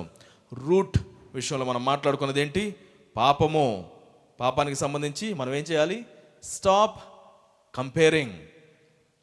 అలానే నాకు కూడా దేవుని యొక్క అవసరం ఉంది, ఆయన కృప అవసరం ఉంది అనే విషయాన్ని జ్ఞాపకం చేసుకోండి. దానిలోనే రెండవ భాగంగా సాల్వేషన్ దేవుడు మనకిచ్చాడు. You are accepted by grace, not effort. అందరం పాపులమే, దేవుని యొక్క కృప ద్వారానే రక్షించబడుతున్నాం. అలానే count yourself dead to sin, walk by the spirit daily. పాపం విషయంలో మృతమై పరిశుద్ధాత్మను కలిగినటువంటి వారిగా జీవించడం మనం నేర్చుకుంటున్నాం. అలానే ప్రభు యొక్క sovereignty, trust God's wisdom, proclaim the gospel boldly. దేవుడు జ్ఞానవంతుడు. ఆయన నా జీవితంలో ఏదైనా అలౌ చేశాడంటే అది మంచి కోసమే దేవుడు చేస్తాడు. అది ఎలా జరుగుతుంది నాకు తెలీదు, కానీ నేను ఆయన మీద నమ్మకం ఉంచుతాను. 4 విషయాలు. పాపిని నేను, దేవుని సహాయం నాకు కావాలి. దేవుని ద్వారా మాత్రమే, యేసు ద్వారానే నాకు రక్షణ అనేది కలిగింది. అలానే ఆత్మ ద్వారానే, పరిశుద్ధాత్మ ద్వారానే నేను పాపానికి మృతుడనై జయమైనటువంటి జీవితాన్ని కలిగి జీవించగలుగుతున్నాను. అలానే దేవుడికి సమస్తమైనటువంటి హక్కు ఉంది నా మీద. ఆయన పూర్తి జ్ఞానవంతుడు, ఆయన మీద నేను ఆధారపడతాను. అదే విషయాన్ని మనం ఇప్పుడు ప్రకటించడానికి వెనుకాడకుండా ఉండాలి. Sin, salvation, spirit, sovereignty. Similarly fruit విషయంలో worship, offer your whole life to God daily. అనుదినము దేవునికి అప్పగించేది ఇది. ఒకరోజు మనం ప్రార్థన చేసి 10 సంవత్సరాల తర్వాత మళ్ళీ రావడానికి సంబంధించింది కాదు. అనుదినము దేవునికి మళ్ళీ మనం అప్పగించుకోవడానికి సంబంధించింది. అలానే love, honour others, serve with your gifts. ఇతరులను ఎప్పుడు కూడా గణపరచండి. ఎప్పుడు దేవుడు నీకు ఇచ్చినటువంటి వరాల ద్వారా వారికి సేవ చేయండి. Unity, avoid quarrels over non essentials. ప్రతిదానికి గొడవలు పడడం ఆపేసేయండి. In the end the mission, pray, give, go, support gospel partners. ప్రార్థించండి, మీరు చేయగలిగింది చేయండి, మీరే వెళ్ళండి, ప్రభు పని కోసం ముందుకు సాగి వెళ్ళండి. Worship, love, unity and mission. ఈ విషయాల్లో మన యొక్క జీవితంలో రూట్స్ ఎలా ఉన్నాయి, మన ఫ్రూట్ ఎలా ఉంది అనేది మనం చక్కగా చూసుకోకుండా నేను దేవుని భలే ఆరాధిస్తున్నానండి అని అనుకుంటే కుదరదండి. This is not about singing beautiful songs, playing musical instruments that brings glory to God. But మనం ఏమి నమ్మాము, ఎంత ప్రాముఖ్యమైందంటే మన నమ్మకం ద్వారానే రక్షణ కలుగుతుంది, మన నమ్మకం ద్వారానే విడుదల పొందుకుంటున్నాం. అన్నీ నమ్మకం దగ్గరే స్టార్ట్ అవుతున్నాయి, కనపడట్లేదు. కానీ నువ్వేమి నమ్ముతున్నావో is far more important than what you are actually saying. నీ నమ్మకాన్ని బట్టే నీ బిహేవియరల్ చేంజ్ కూడా కనపడుతుంది. That change can only happen by the Lord. దేవుడు అట్టి కృపను మనకి ఇవ్వాలని చెప్పేసి మనం ప్రార్థన చేయాలి. రోమేలకు రాసిన పత్రికని పదే పదే చదవండి. Take time, 1 hour a day if you are reading it, read again and again. ఈ వారం మరలా సమయాన్ని తీసుకోండి, read it again and again. ఈ అవుట్లైన్ని బేస్ చేసుకొని మరలా చదవడానికి ప్రయత్నించండి, అర్థం చేసుకోవడానికి ప్రయత్నించండి. పాపం మీద, దేవుని యొక్క రక్షణ మీద, దేవుడు మనకు అనుగ్రహించేటువంటి ఆయన ఎంత గొప్పవాడు అనే దానికి సంబంధించినటువంటి ప్రణాళిక మీద మనకు ఒక క్లారిటీ అనేది ఏర్పడుతుంది, మనకి నమ్మకం అనేది ఏర్పడుతుంది. దేవుని యొక్క వాక్యానికి అట్లాంటి సమయాన్ని, ప్రాధాన్యతను మనం ఇవ్వడానికి మనం ప్రయత్నం చేద్దాం. Romans, the roots and the fruit. ప్రార్థన చేసుకుందాం. ఈరోజు ప్రభువా, నా రూట్స్ సరిగా లేకుండా నేను నీ కోసం ఏమి చేసినా అది సరిగా ఉండదు అని నేను జ్ఞాపకం చేసుకుంటున్నాను. నా డాక్టర్ని సరిగా లేకుండా నా డ్యూటీ నేను చక్కగా చేస్తానంటే అది ఒట్టి కల్పితమే. నేను సరైన విశ్వాసం నీ మీద లేకుండా గొప్ప పాటలు పాడుతూ ఉంటే అది కేవలం ఒట్టి పాటలే.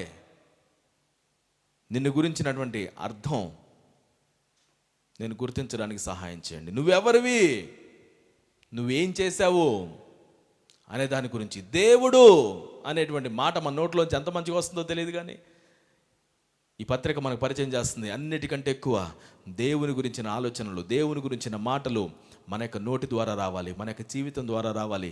ఆయనే మనకు కేంద్ర బిందువుగా ఉన్నాడు. He is the centre. ఆయన మనకు సెంటర్గా లేకపోతే మిగతావన్నీ కూడా దేనికి పనికిరానివిగా మారిపోతున్నాయి. చిన్న ప్రార్థన చేద్దాం, మన విశ్వాసాన్ని మనం పట్టించుకుందాం. కొన్నిసార్లు దేవునికి మనం ఎదురు తిరిగి మాట్లాడుతూ ఉంటాం. We think God is not fair అని మనకు అనిపించవచ్చు. బట్ అండర్స్టాండ్, దేవుడు ఎప్పుడు కూడా అన్యాయం చేయడు. He is always and always fair. ఈరోజు దేవాని యొక్క ఆత్మచేత నన్ను నింపుదల చేయండి నాయన. నా వల్ల నేను ఏది కూడా సాధించలేను, నీ ఆత్మ ద్వారా నేను సమస్తం సాధించగలుగుతాను. You gave me a renewed mind. నూతనమైన ఆత్మ నాకు అనుగ్రహించావు, నూతనమైన మనస్సును నాకు అనుగ్రహించావు.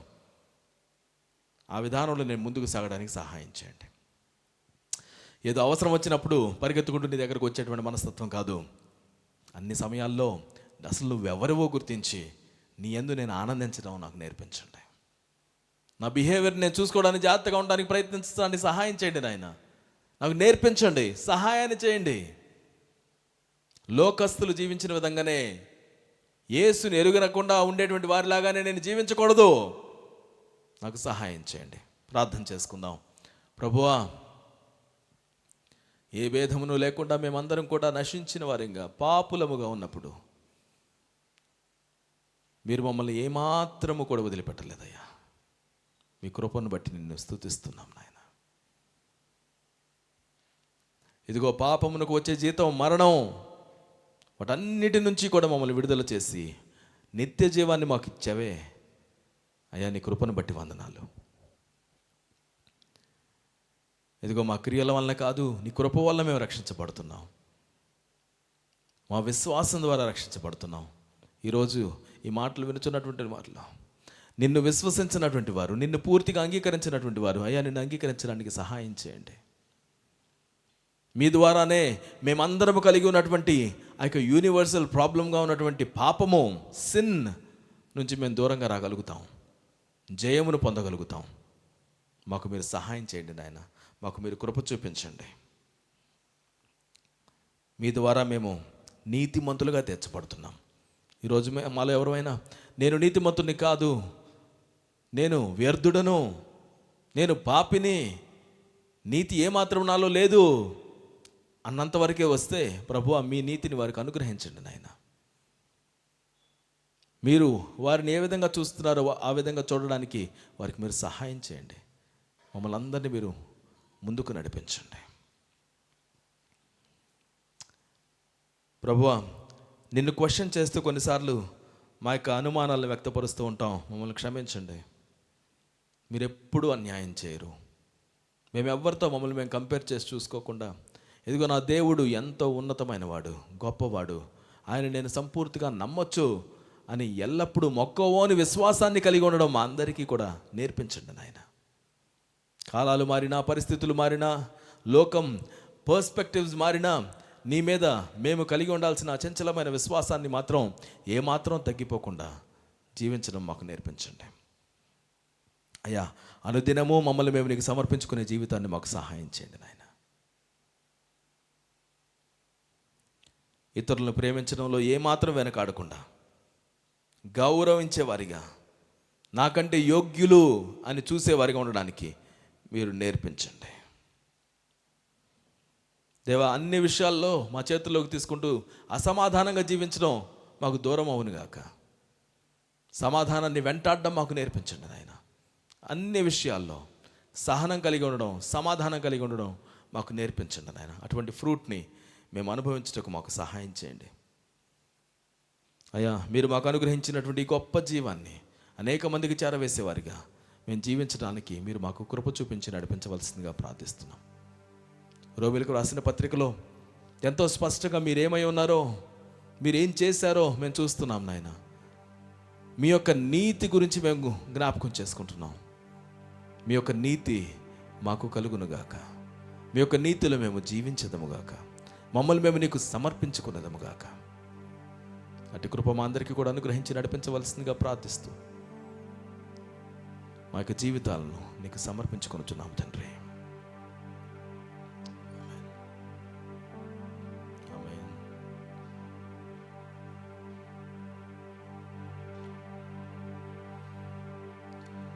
Thank you, Jesus.